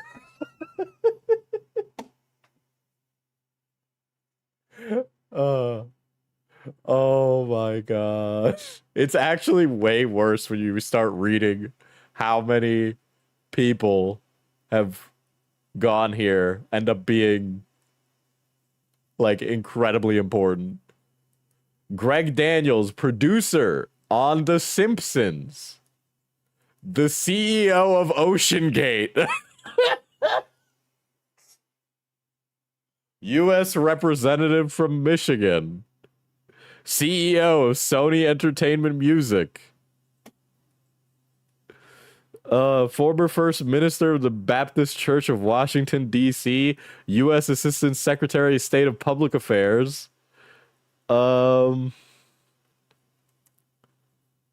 Steyer, former political candidate in 2020, environmentalist and asset manager.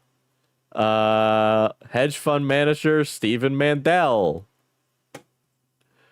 Presidents of Bates College.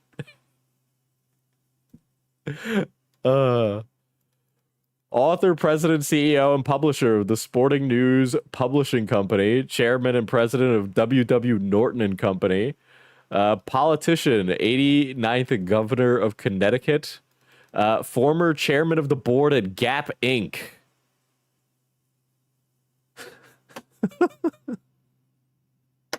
Guys, Agartha High School. Okay, guys. So like, funny comedy aside, this is a problem. I think. I think it is. It's not a problem that the school has lots of notable alumni. I have a sneaking suspicion that wealth is the determining factor of these children's access to many things. You know what I mean? Like, it's almost like wealth begets access to wealth, which allows them to develop these networks, which allow them to consolidate their power in a really tiny upper class. I do believe we call this the 1%.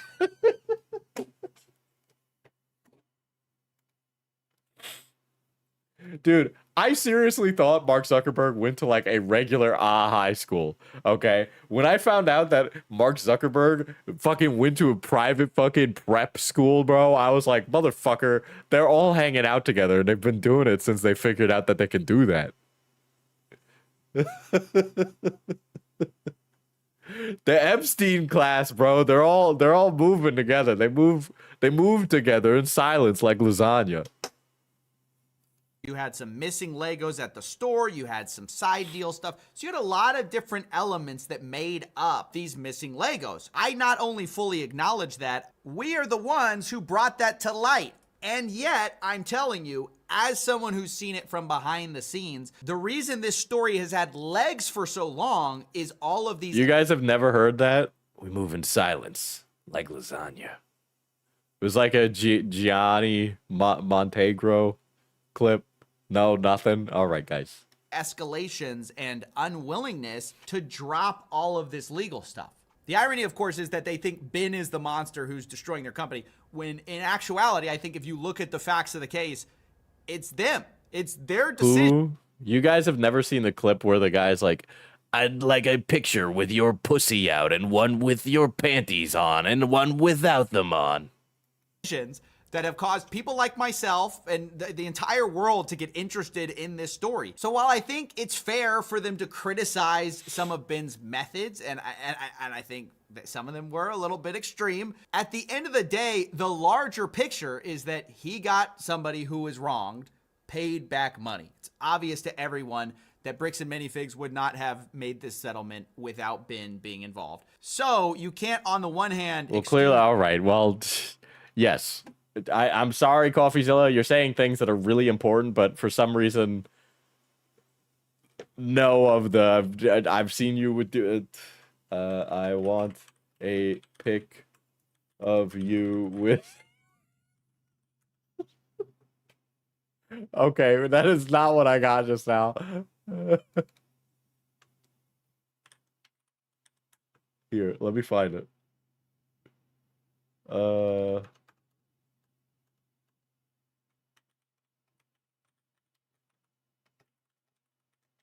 Without them on.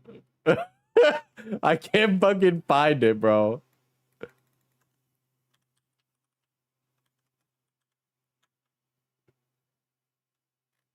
I can definitely find clips of Gianni, though, so I am going to play one.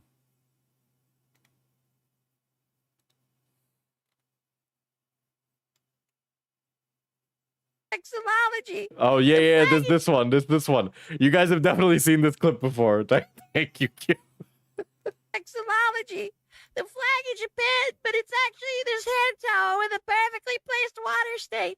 Oh shit, I just peed on my towel accidentally. Better turn this into clout. It was a water state! I had an ice pack and it leaked onto the towel! I didn't fucking pee on it! You peed on it.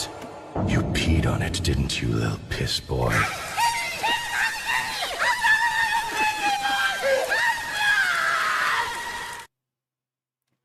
Any voice actor I've seen get successful in the last, 3 to 5 years has only gotten successful because they'd make memes on the internet. You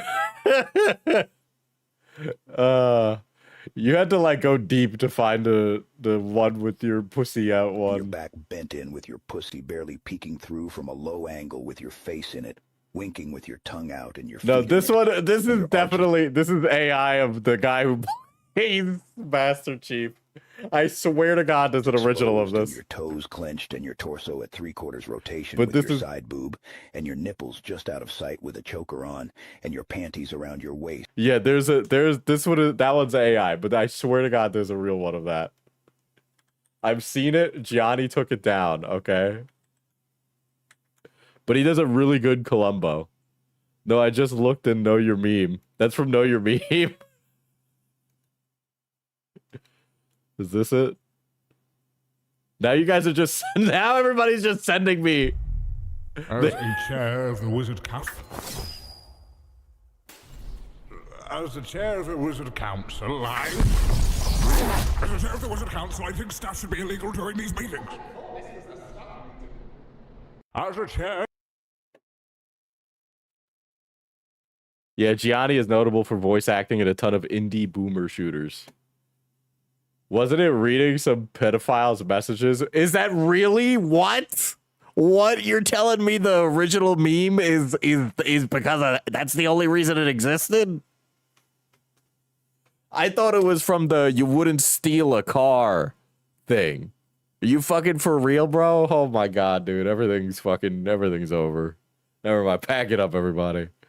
Who's Brian Mansell from this lawsuit? Pay him money. Literally apologize, saying, quote, BAM has issued an unqualified apology to the Mansell family. Wait, okay, what the fuck? Was that like an extension you just used? What the fuck was that, Literally CoffeeZilla? apologize, saying, quote, BAM has issued... That was a fucking extension that he just used. What the fuck? What kind of extension does that? Hey, I need to know what extension that does. What extension does that? I want to know right now. Somebody tell me, for the sake of me making slop content, what fucking extension does that?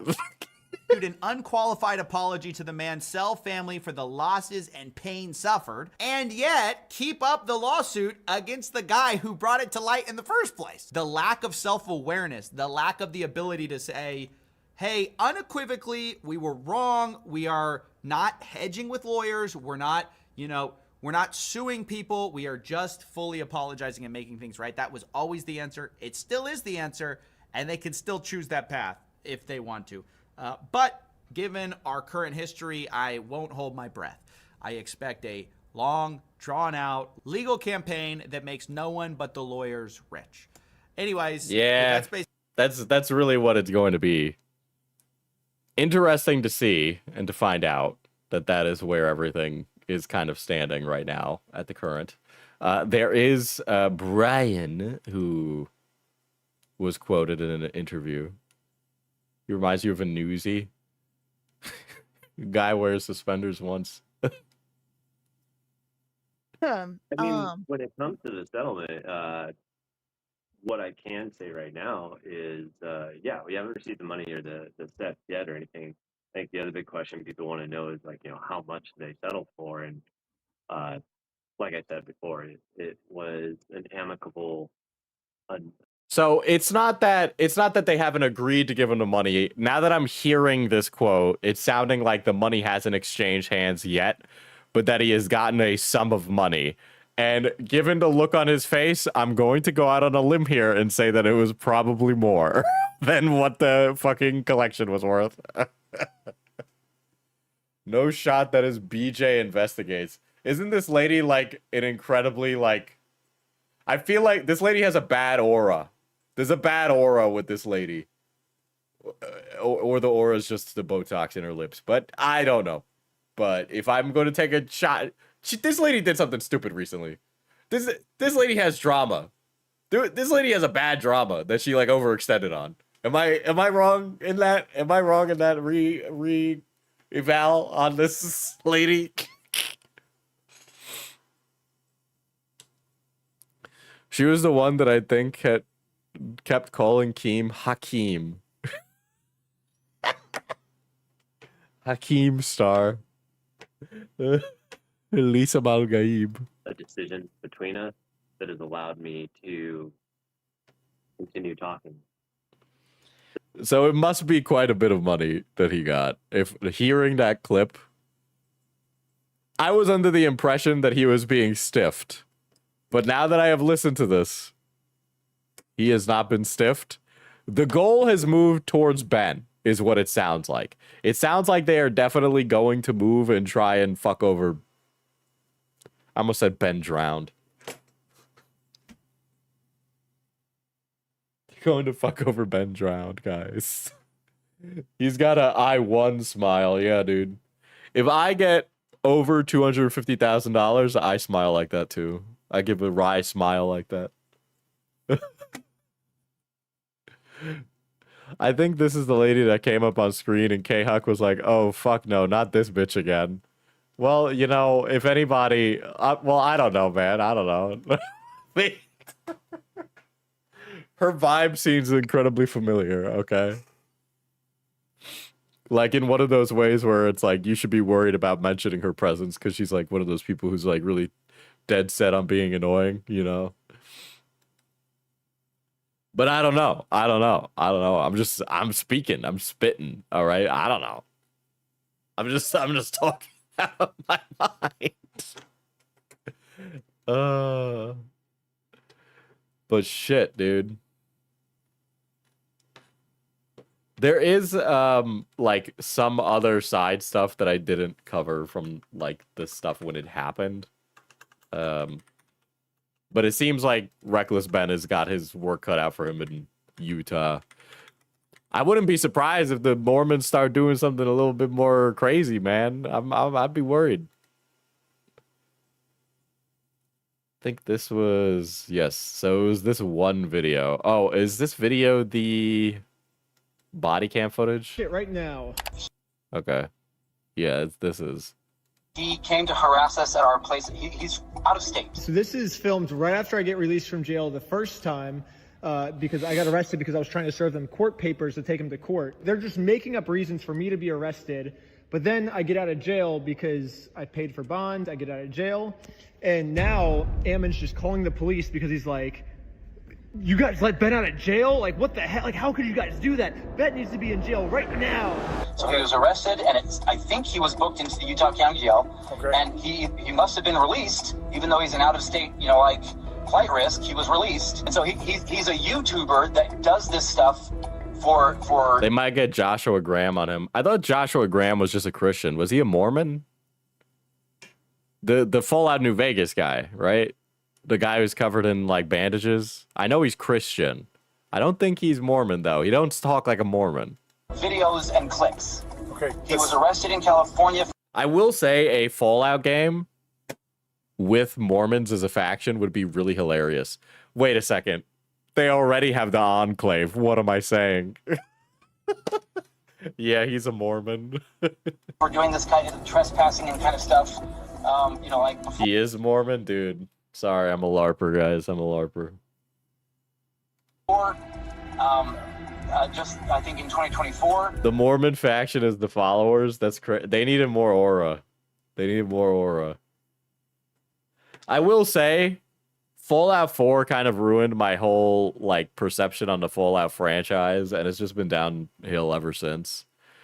Maybe this is a hot take, but I feel like it almost lost its edge with Fallout 3, and then it did kind of come back for New Vegas, and then it was just gone again. But yeah. That was literally the Mormon faction. Okay, well, I'm LARPing. I'm LARPing. Sue me. String me up. But yeah, that's I don't know. I feel like Fallout kind of exists as almost like a pastiche of what the original is. I know I use that word a lot, but it definitely feels like it more is just existing to do a fun, quirky little atom punk thing rather than say anything. You know what I mean? The show especially. But I'm not saying it's a bad Western, it's a really fun Western. Right. My first LARP, LARP, Sahur. All right. All right. You said that. Ever was for serving my court papers. This is my first time ever getting arrested. This is my first time ever getting arrested, but I think Ammon's thinking, oh, well, if I lie to the police and make it seem like he's a criminal, maybe they'll just keep him in jail this time, you know? So that's what's happening. And so, but we The people who made Fallout 4 and even a TV show don't understand Fallout is actually supposed to be hopium post-apocalypse. The thing that you play Fallout 1 and 2 and there's all of these societies that exist, and they are very clearly building everything out again. And New Vegas does that too, where all of these places there's a culture and a reformation of society, and there's this whole big the NCR is a bringing back literally a government. And then Fallout 3 and Fallout 4 were well, everything's just fucked up. Ain't that quirky? Look at these funny little robots we got. Oh, people in the 50s sure were weird. Also been passing fraudulent gift certificates to financially harmed. Fraudulent gift certificates. Does he mean the Guinness World Record? Oh, I was so confused. I've watched that part 5 or 6 times. I was what's he mean gift certificates? Yeah. I think he means the world record certificate. This is an award for most Legos stolen by any company in the world. Oh, okay. That's crazy. That's so clearly a joke too. So he's just calling these police officers and lying. But whatever. With a mustache like that, what do you expect? That's what's going on. But at this point, I just need some information so I can tell our staff what is going on, because if I need to go and get some of my staff armed so that he can't threaten them, that's what I need to do. Or they're going to go. This is just 3 hours of animals now. Violated some kind of rule. There's got to be something to stop this guy from continuing to intimidate our staff. Yeah, how'd you guys let this guy out of jail? If we let this guy out of jail, he's gonna kill our He's been doing that the whole time. I know he's been doing that the whole time, but like, you know, like the best lies are the ones that have some plausible, you know, deniability. There's no fraudulent gift certificates in a Guinness World Record that is clearly not a Guinness World Record. staff. Like, how can you possibly think of letting this guy out of jail? You watch this, I feel like you're just like, dude, this is hilarious. I'm like, dude, this pisses me off. Yeah, it's pretty funny, yeah. What the heck? Like, he's literally lying through his freaking teeth. I don't know what has been done since he was arrested yesterday. Sure. Like, we all sighed a big sigh of relief this morning knowing that he was arrested last night. And then to have this happen. Only police officers would get to talk on their phone and drive at the same time. You know, I drive a long distance to work every day, and can we talk about how fucking police officers and state troopers love to break traffic laws? Okay, just because you're the guy who gets to give out tickets doesn't mean that gives you carte blanche to be a danger to everybody else on the road. Okay, who am I supposed to go to for that? All right, nobody's gonna fucking stop you, bro. All right, that's the annoying part. But I have these guys weaving down the street in their fucking souped up V8 Dodge Chargers. All right, like, bro, you're gonna kill us all by you driving 80 miles per hour. Okay, you're not special because you get to do that and then sit there all day and then give a single mother a ticket for speeding. Happen all over again. Like, everyone's feeling some pretty significant trauma that he's just not going to stop. Yeah, so it's not the police or corrections that let him out. That's going to be a judge, right? And so that would be a complaint that would have to be directed towards their office to find out what's the deal. People be like ACAB, but like realistically, the issue is that these guys are like idiots driving really fast and being idiots in interpersonal relations. Why would you let this guy out when he's stalking? Like a majority of it, like I'm mad because this guy is driving while on the phone. That's right. That's I have seen a few body cams where cops pull over other cops for that. The amount of ridiculousness that the cop has to be up to get pulled over for speeding by another cop is absolutely outrageous. Yeah. So yeah. Really quick. Sorry. Let me grab a pen. Who do I contact for that? This guy is like, where do I talk to the customer service that arrested Ben? Every time I'm on the road and I wish the police were around to stop some dumb shit, they're never around. That is also true. That is also true. I mean, I've said this on stream before, but when somebody's being like deliberately awful on the road and almost like making it a danger and a hazard to everyone else, I'm just like, could you get in a non-fatal car crash, please? Please, could you have like a really bad day and fucking get a flat tire? Fuck you. Get a fucking run into a tree, but you're not hurt and you get to walk away from it and live learning the experience and actually being a better person. You know, like I'm just like, fuck, crash your car, but like don't die. He's like, dude, what are you talking to me about this for? Talk to the judge. The police officer's like, we tried to keep him in jail until his court case for a month, but the stupid judge let him out. So like, don't complain to me, complain to the judge. Yeah, what are you doing? I suggest you put. My brother got pulled over for driving intoxicated while in training, and the cop let him go so he could become a cop. All right, that's a non-starter. That's a non-starter. If you don't make it through training because you break one of the most obvious things possible, why do like that's like, I'm sorry, you failed. Like, you failed. It's not okay.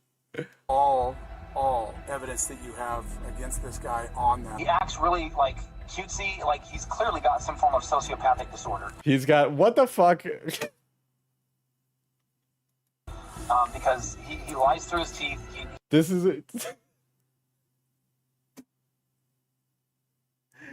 This guy talks like a drama YouTuber. He's clearly got some kind of sociopathic disorder. He says and does whatever he can to just get away with whatever he wants. Again, multiple arrests, I think, in the past in different states.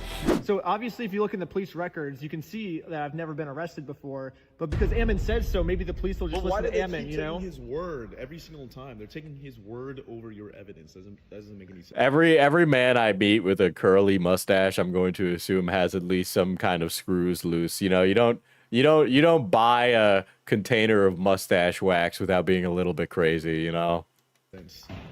I don't know. That's another charge, obviously. I mean, we'll stack him until he leaves you guys alone, I guess. You know what I mean? Or they put him in jail, one or the other. Dude, that's... Oh yeah, my other cousin lost his very expensive security clearance. Good job. He got via nepotism because he kept getting DUIs. I forgot about that. You know, it's like anybody involved in that kind of sector, you know, if you open up like the big book of laws and then you choose to do something as ridiculously simple and clearly culturally disapproving as driving while intoxicated, it's like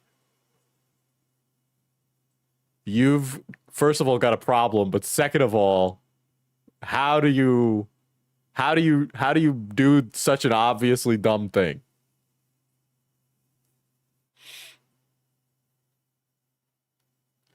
I was driving to work yesterday and two shirtless dudes were pulling 90 on a crowded Texas highway while popping high, barely controlled wheelies and almost caused 3 accidents. Dude, motorcyclist, okay, I understand being present enough as a driver to be like, motorcyclist, I see you. I recognize you're there. But the amount of times I've seen some guy on a motorcycle do something outrageously dangerous is outrageous, bro. Okay? And then they're like, it's part of the experience. Yes, driving a motorcycle is inherently more dangerous, but you expedite that danger by carving in between traffic, okay? And then throwing up wheelies on busy highways or making illegal turns or merges or things that are just clearly inappropriately safe. You don't get to do those things just because you're on a vehicle that could kill you more easily, which is what I think a lot of them think is like, oh, people will move out of my way because I am in a more dangerous vehicle.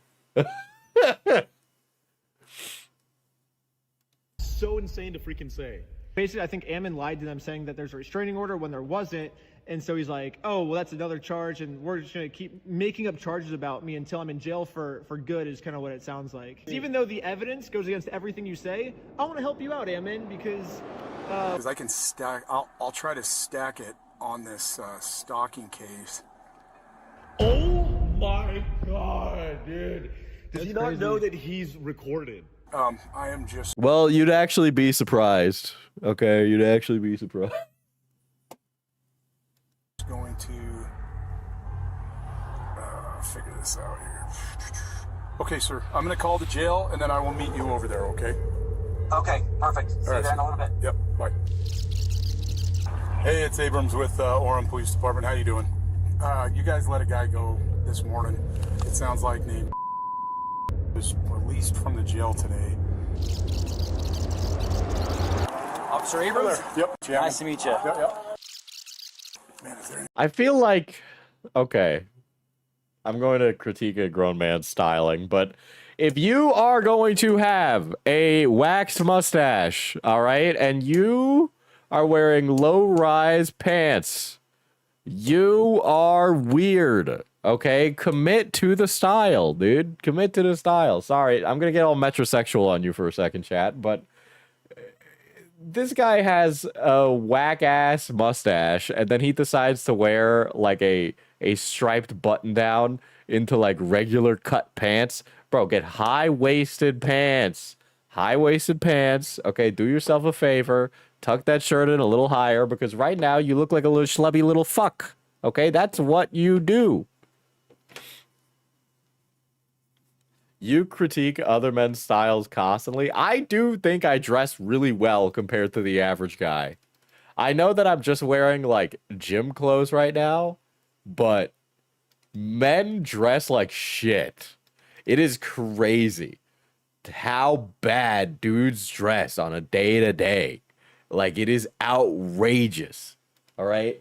I have one homie, and he works in an office. And he was very happy to finally get an office job, okay, because he could cut down on the amount of work he was doing. And he's a very smart person. And he wears a waistcoat, slacks, shoes, and a bow tie every day, okay? And he looks phenomenal doing it. He looks great. Obviously, he looks like fucking Doctor Who, okay? Obviously. But he wears it very well. And he has different matching stylings, And his pocket square matches his fucking bow tie.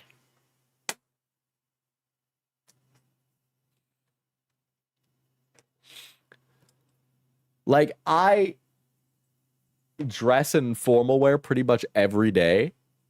And, you know, I will say this. The only comments I get are, well, actually, I have gotten compliments recently. People really like my high-waisted. I bought a pair of Gurkha pants. It was really hard to find affordable Gurkha pants, by the way, but I did find affordable Gurkha pants. But they are the kind of pants that you don't use a belt. They have like two pieces of fabric that kind of lay on top of each other with two belt hooks on the other end. So it like kind of wraps like this, right? And so that's what I'll do that with like either like a brown shirt or something dark colored. It's kind of like Indiana Jonesy, I would say. It's a very Indiana Jonesy pair of pants, but that with like a pair of shoes, like a derbies. I've been wearing them with derbies. They look really great with that. But yeah, either that or I'll do like I've done brown pants with like a have I done brown pants with no, I've done brown pants with a belt. I've done black pants with suspenders. That also looks really good. But yeah, just these different things because what I've realized is that like if you're a lady, you get access to a lot of accessories that make your outfits more exciting. But if you're a guy, you got to like really try and figure out how to make your outfits more interesting. The Gurkha pants is like those are really outrageous pants. So it works as a really good accessory. The suspenders work as a really good accessory for men. I have like, I would call them like bondage leather accessory suspenders that I wear. Those are also a really good accessory, and they still look pretty masculine because it makes me look kind of like Leon Kennedy. It gives like a little bit of like a, oh, you're wearing like a gun holster type vibe, but it's not. So that also helps a lot. But all of these different things work, and I don't usually do things like ties or anything, and I'm probably never going to do that, right? Which is why you got to figure out how to layer, right? And it's too warm right now still, but once it gets like colder, I'm gonna try and work on some layering because I really haven't experimented with that. But the amount of like dudes who just wear like fuck ass clothes all day is crazy. I don't know how you do that, dude. I will say I am a bit not excited to try out like a where you wear a sweater and then you have like an Oxford underneath the sweater so you could see the collar through the top. I really don't know how that would look. I feel like that would look really bad on me. And I don't know. How do you feel about bolo ties? You got to commit to the bit. You need to do cowboy boots. You need to go to whole 9 yards if you're going to do a bolo tie. Because if you don't, then you're just going to look like some weird freak.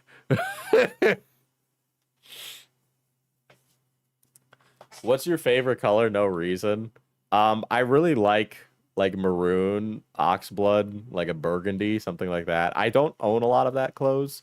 I honestly own way too much olive, but it looks really good with my skin tone. Some people do not like my olive clothes, but I am going to try and wear less. I think the Gurkha pants are probably going to be the only olive pants that I keep. Nah, you can get creative with them. But yeah, and by the way, most of the stuff that I get is like used. I just save money. Like you go on Depop, you get like an Oxford like for like $5, you iron it. It might as well be new.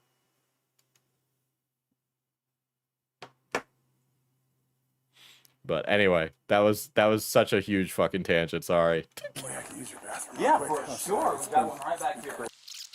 Taking my body camera off and setting it down for a second so I can use the bathroom. You shouldn't be doing this stuff, right? You know what I mean? All 5 of them should be charged. I think maroon would look good with like green or olive though.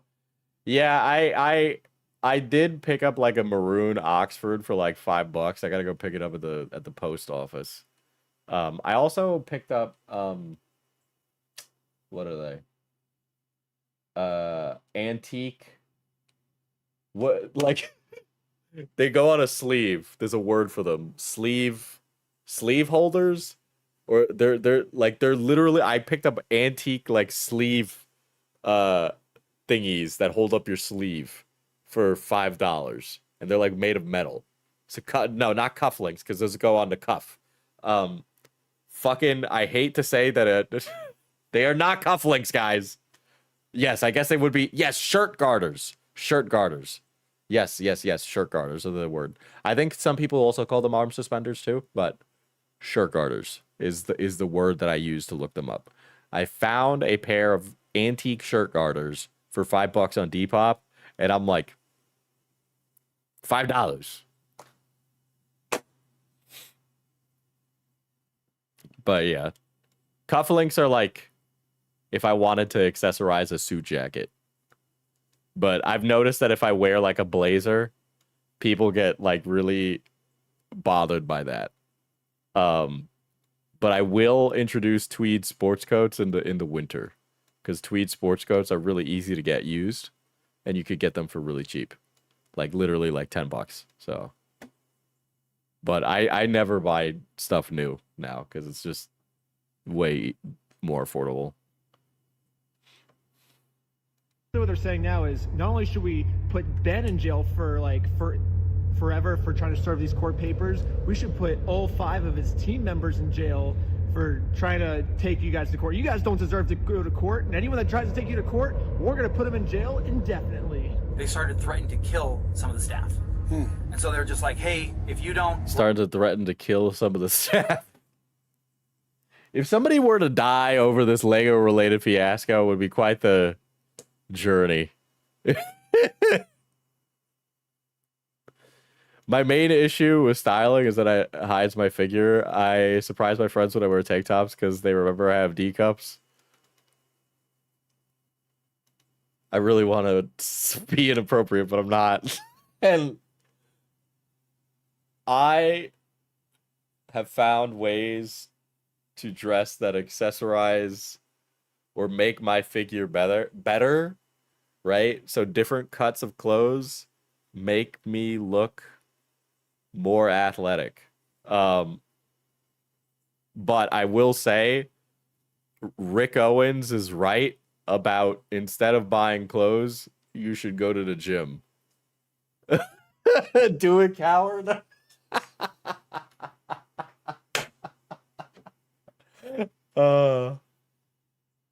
But yeah, Rick Owens was right, where it's like, if you're worried about how your clothes fit, instead of buying new clothes, go to the gym first. Okay, that's how you know I'm annoying, because I know who Rick Owens is.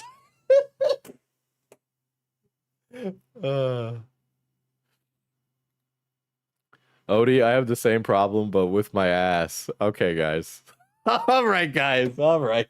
All right. Oh, Jesus. We're gonna kill you if you don't give this guy his money back and all this other stuff and like all these things. And so we're like, dude, like you guys have to go through the appropriate legal channels. Yeah. This guy has nothing to do with it, other than he just gets off on making videos and like if you look him up again, he goes by the name This guy is like really editorializing what Reckless Ben does on his YouTube channel. Because if you've watched any of Ben's stuff prior to this, it is very clear that that is not what Ben does, right? Like, you could look at the content on here, and we go to prior, like, he's, like, going to a place that is infamously known, and then looking at whether or not it is actually that thing.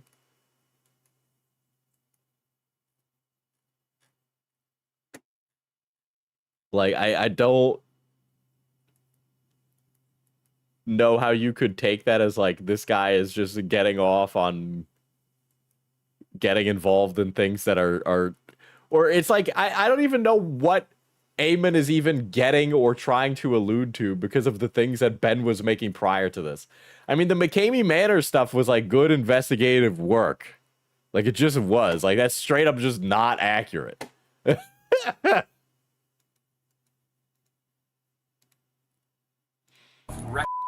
YouTube, and he films himself doing illegal things all the time, and then he gets his videos taken down, and do all sorts of research on him. That's what we're dealing with, is a guy who, like, honest to goodness, he's a sociopath. As we've done some additional searches on him. This guy is like, I've Googled him. I've seen his Wikitubia page. I know all of his moves. He has it appears that a relative of his, because he's originally from Ohio and then he moved to LA. Some relative of his with the same name, that based on what we can piece together, was convicted of child porn or child. What the fuck is he on about? Why is he? Are you fucking serious? Did we seriously reach Diesel's Law and the Bricks and Minifig scandal? Did we seriously reach? I seriously thought I would be able to get through one fucking drama without somebody going Diesel's Law. But we're actually okay. All right, fine. Okay. Yet again, the Oracle and his gift of prophecy.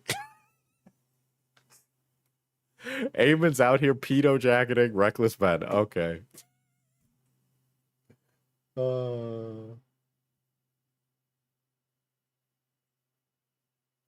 Why don't we just unravel the needle on hate crimes related to Mormons or anything, or hate crimes that Mormons have committed, or racial injustices that they have done? I mean, we could do this both ways. Sexual contact, some of these other types of things. So there's a very real chance that he may have been abused as a child, but that... What the fuck are you on about? What the fuck are you on about? This is fucking wild. What? Set him through a mental disorder, kind of whatever the case may be.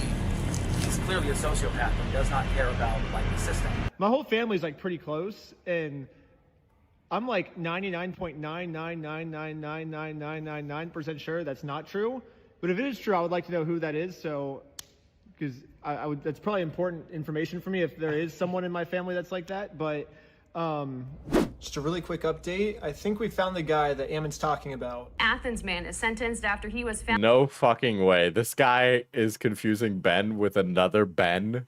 Found guilty of 110 felony counts for recording and distributing child pornography from his home. Benjamin Schneider is sentenced to 8 years in prison. So yeah, I guess this guy also got charged in Ohio, and he has a very similar name to me. It's actually the exact same name as me. And maybe he thought that this person was me. Maybe that explains why he's saying I have been arrested multiple times. I mean, clearly this person is not me. I mean, but also maybe Ammon's not the smartest person in the world, so maybe he thought that we were the same person. I don't know, but this is the closest I was able to find of what Ammon could be talking about. We know this guy's a sociopath, and so we're very afraid. I define sociopath, Eamon McNeff. God damn. For our staff, yes, sir. And these guys coming in, they've threatened people before. They don't care about the law, right? Right. And that's what makes us very scared, is because again, do I? And I'm kind of asking a serious question. In your opinion, would you go get a shotgun and bring it in the store? What the fuck? This guy is like, can I get a gun and bring it to my Lego store where children walk around?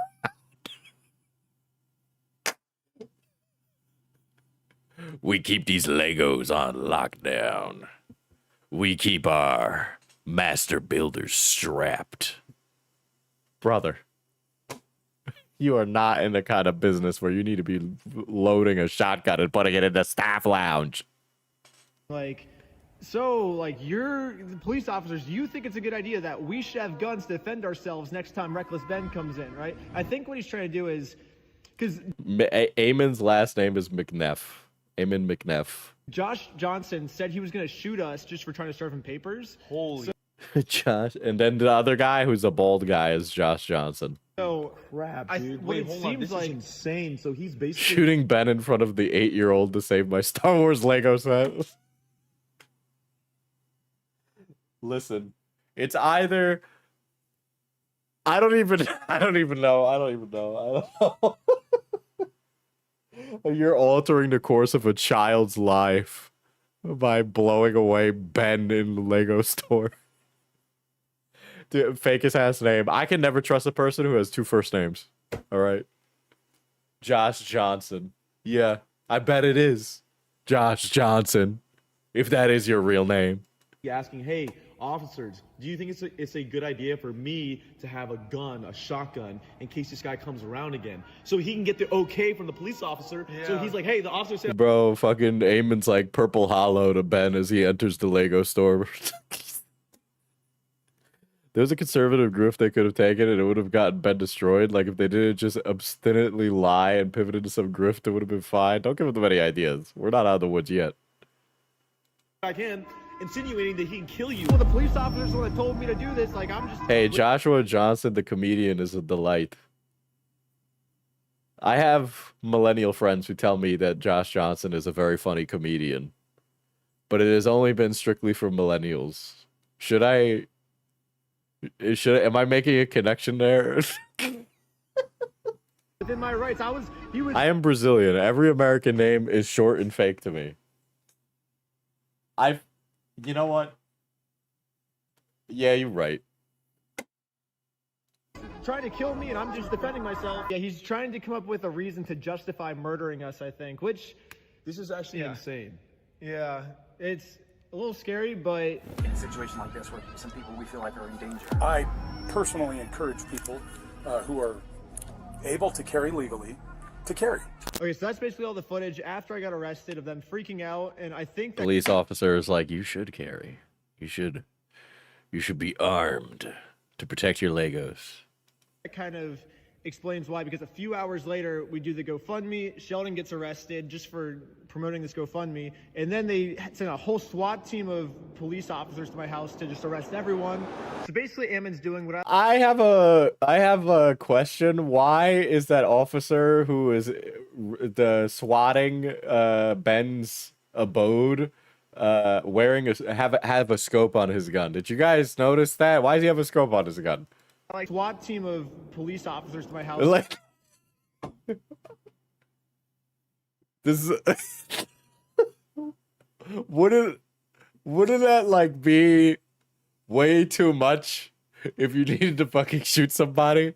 Like you're gonna put it up and you're gonna just... Am I wrong? Is there any gun nuts in the chat? Right, that's a hollow sight. That's normal. All right, sure, if that's normal. I'm not saying they can't have a sight. I'm just saying that looks like a sight that would be for like a different range of engagement. It's just a red dot? Okay. To just arrest everyone. So basically, Ammon's He has the Legos take the shot. It's a special Mormon gun.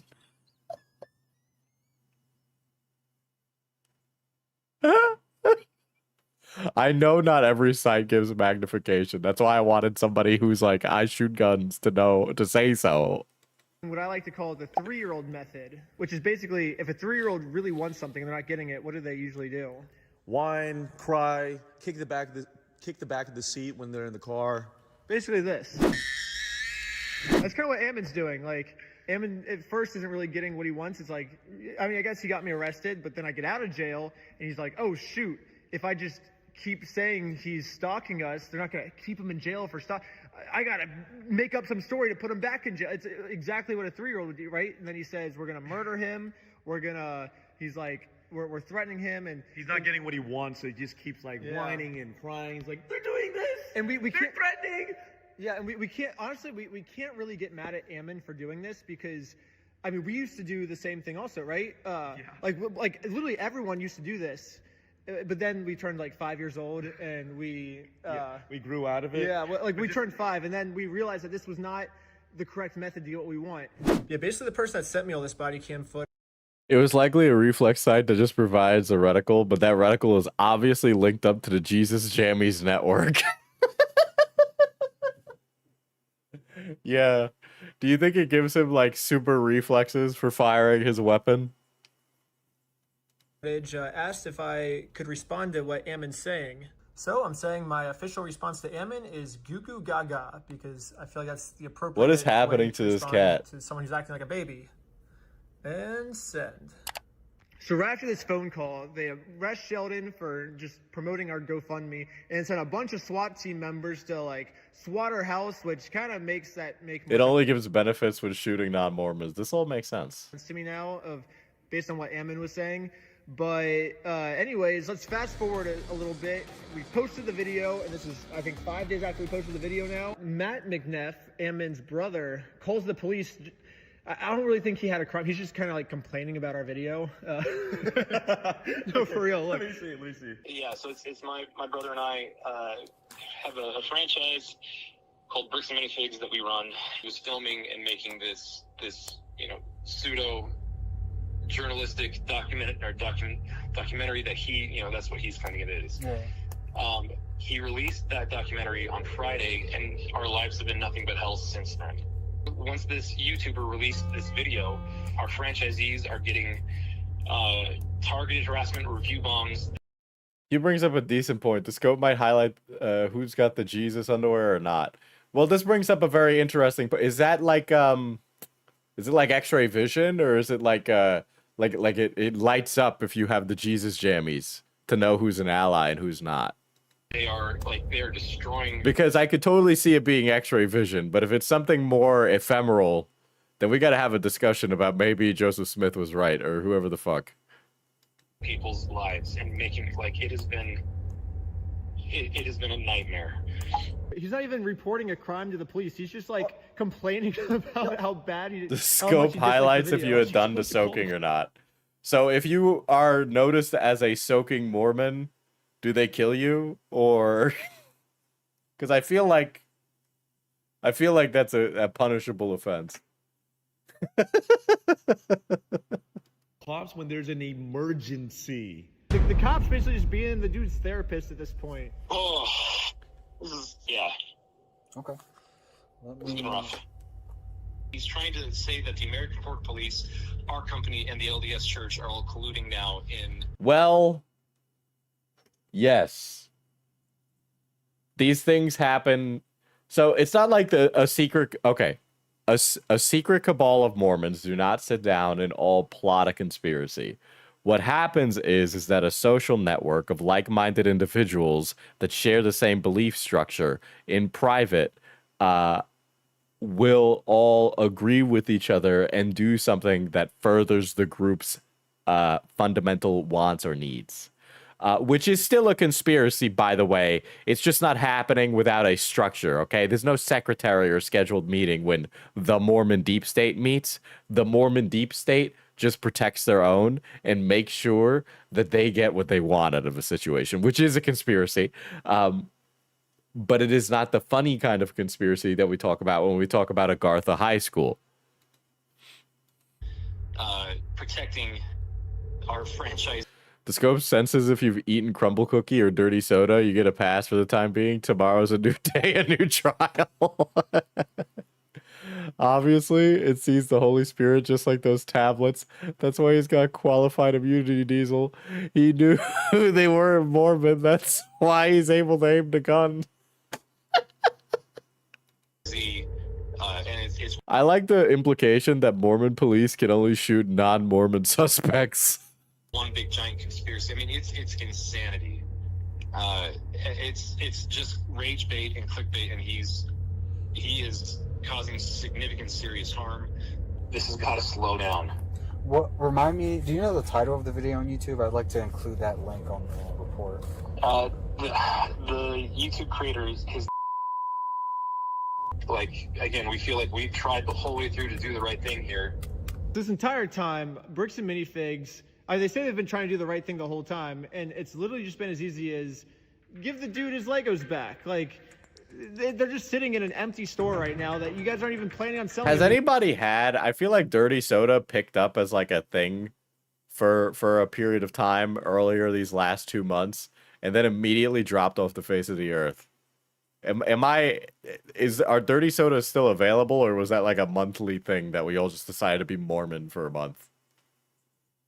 Or it'd be so easy for you just to give them back, but that would fix this It's whole gross. So you've had a dirty soda? Well, I mean, a dirty soda is just like a really sugary virgin martini. thing, but they didn't. So wait. So it's because they've caused so much like punitive damage now. Like they've put Brian on medication. He's been having panic attacks. They've tried ruining his whole life. They're doing cans now. Maybe it's time. Maybe I buy a can and try one of these fucking dirty sodas. I haven't had a soda with sugar in like over a decade. I've been like a diet guy for like the last decade. So I don't even know what I could be experiencing. As someone from the motherland, they've been available since I was a kid, and people get a giant fucking trucker cups full of them and then drink them like it's water. So, like, I feel like that would induce violent diarrhea, actually. So, like, I can't imagine. Because doesn't dirty soda have, like, cream in it or something? Wouldn't that just give you, like, giga shits? I just... I've tried zero sugar dirty Mountain Dew. It's okay. What the fuck? That's just like, this is like a double negative of a, you're having the double negative beverage. Not everyone is lactose intolerant. Well, like, I feel like still there's like an upper limit, you know? Like you could have some ice cream, but if you're just like, I'm gonna have cream with my sugar caffeine drink, that's gonna induce diarrhea, you know? It's like when you get those really sugary lattes at Starbucks where they just like it just right through you. And all this other stuff.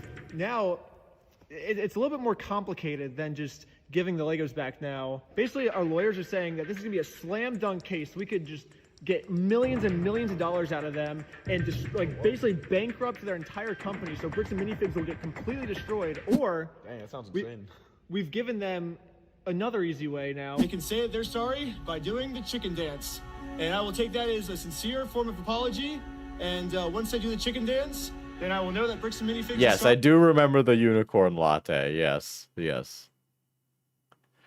See, Diesel, it's the evil leaving your body through the holy soda spirit, bulldozing it out of your body. Oh, true. And we can finally... Well, that's like, have you guys heard the thing where, like, okay, so I've been watching the pharmacist guy on YouTube lately, and he was explaining how in Eastern medicine, they put bezoars in a lot of the pills, because apparently, like, one of the things in traditional Eastern medicine is that bezoars take out all the toxicants in your body as it like goes through you, right? But the only other time I've heard of a bezoar is this guy who had a humongous bezoar inside his stomach, and so they gave him like a prescription for like Coke or Dr. Pepper or something. That Harry Potter thing. No, a bezoar is a, well, yes, but a bezoar in reality is like a big hard undigestible mass. So, like, it's a big, undigestible mass. But somebody had such a big bezoar recently that they had to drink, like, a shitload of, like, soda. But, yeah, that's what a bezoar is. But I kind of like the word bezoar. Move on to the next video series. It'll be awesome. But it's weird. Bricks and Minifigs still hasn't done the chicken dance yet, which to me makes me feel like they think doing the chicken dance will cause them like hundreds of millions of dollars. Yeah, I can't remember shit about shit, but for some reason I still remember what the fucking bezoar is. And I remember the guy who got a bezoar so big they prescribed him like a 12-pack of soda. Worth of damage. They're that scared of doing the chicken dance. They think that by them doing the chicken dance, it's probably, I don't know, but they think that's a worse decision than destroying their $100 million company and all of the innocent franchises that have nothing to do with this. They think it's... Bezoars are most often caused by pica and consisted of mostly hair in most cases. Well, just so you know, in Eastern medicine, they make artificial bezoars that you could swallow in pills because it'll take out, like, evil particles in your body. Worth destroying all their franchises just so they don't have to do the chicken dance. Their time is running out, and they have 1 week left as of me posting this video right now, and then there's going to be a third thing. No, the chicken dance is the chicken dance you know and love. Now it's just give the Legos back and do the chicken dance. But if they wait 1 more week, then they're going to have to do 3 things. Whatever this street is, it's the street Joshua Johnson lives on. They will have to rename this street Reckless Ben Street. I'm not saying they're like owl pellets. They're just like small little nubbins that you swallow. But no, bezoars are not just the thing from Harry Potter. J.K. Rowling took bezoars from like a real life thing. I'm gonna have to pull up the bezoar article after this. Every time Josh drives home, he's gonna have to see, oh, I live on Reckless Ben Street now. This sucks, you know? Yeah, just as they're stacking the charges to throw us in jail forever, we're stacking the list of demands before they can get out of this mess. Sounds good. Yeah, we're just gonna keep stacking them. Yeah, the acid dissolves the hair, yes. Stacking them until their whole company's destroyed. We're gonna stack it week after week, month after month, year after year. Yeah, and even infinity after infinity. We're gonna keep going. We're gonna keep stacking those. Listen to the man, hold the leg up, and never stop. Give the leg up back. It won't stop until the leg up. Anyways, subscribe to Patreon. You'll get to see lots of behind the scenes, like full interviews. I just posted a full interview of us talking to the chief of police. And you got screwed. Like, right? So we're just trying to right the wrong. Whatever that looks like. Basically, he's saying that his police department messed up, and the whole interview's on Patreon. Also, part 4 is halfway filmed. We're almost done filming part 4. It's gonna be the most. Damn. Okay, hold on. I need to pull up the guy who... Yes, the acid in the soda is why a Beezor got... You know, did that, yeah. But... basically monsters that transform into a person's greatest fear upon seeing them. That is so funny that it is also the name of an inedible hard mass that develops inside a person's body. I absolutely love that it's something so fucking stupid.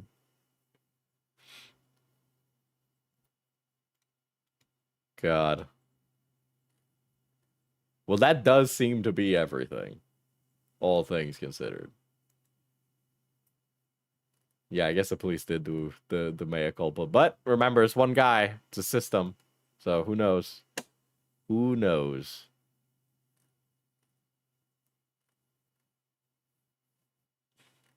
But, yeah. No.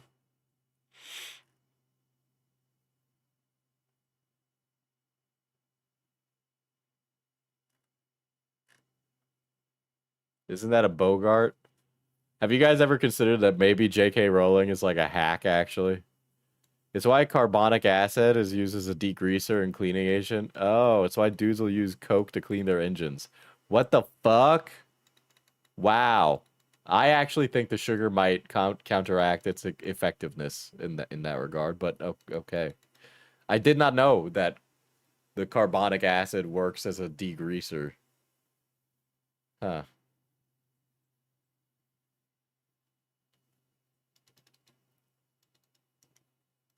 Hold on. Now I am pulling up the Beezor thing.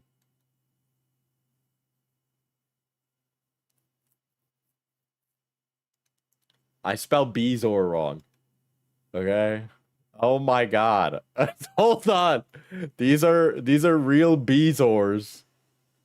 This is a list of Beezors that are in a pharmacy museum in Germany. Those Beezors are the size of small bounce, but like balls. Dude, what the fuck? Edible rocks. Well, those rocks aren't edible. That's the thing. That's why they do that.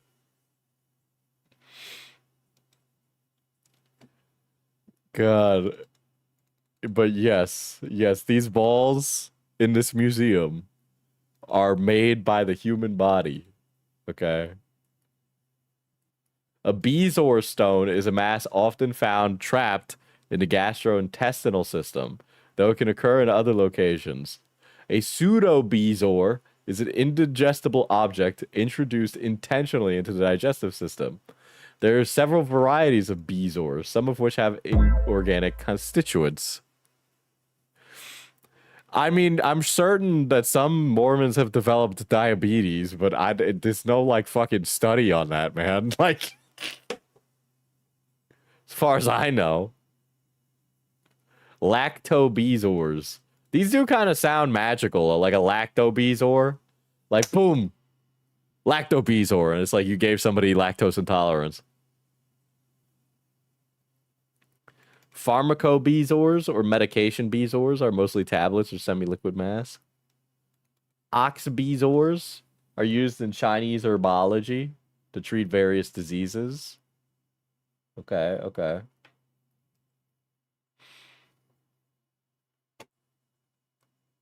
Interesting. A tracheobezor sounds actually horrible. Causes...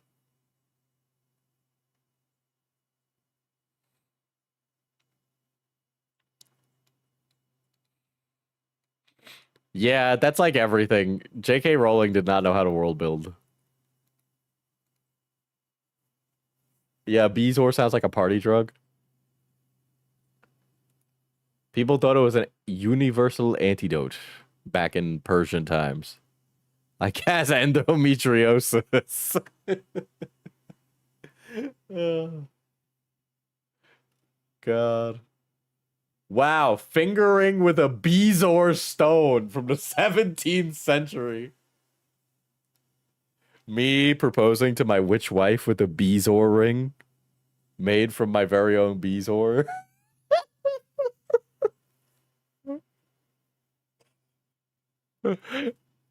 How did they not choke on the rocks they were eating? The rocks that you eat, if it's a Bezoar that you're eating, the Bezoar is small enough to swallow. They don't give you a rock-sized rock and say swallow it. Oh. God. Wow, maybe romance isn't dead after all. If romance wasn't dead, I certainly just killed it. Absolutely, I certainly just killed it. All right, well, I got some stuff I need to finish before I go to bed, so. There was an olden day J.O. crystal. Dude, you're fucking killing it tonight. What the fuck? That is actually vile. That is vile. That would make a better J.O. crystal, though. You're right. Better that a J.O. crystal would be like if you gooned out like a gallstone or something, you know what I mean? This is foul. This is disgusting. I'm gonna puke. I'm going to bed.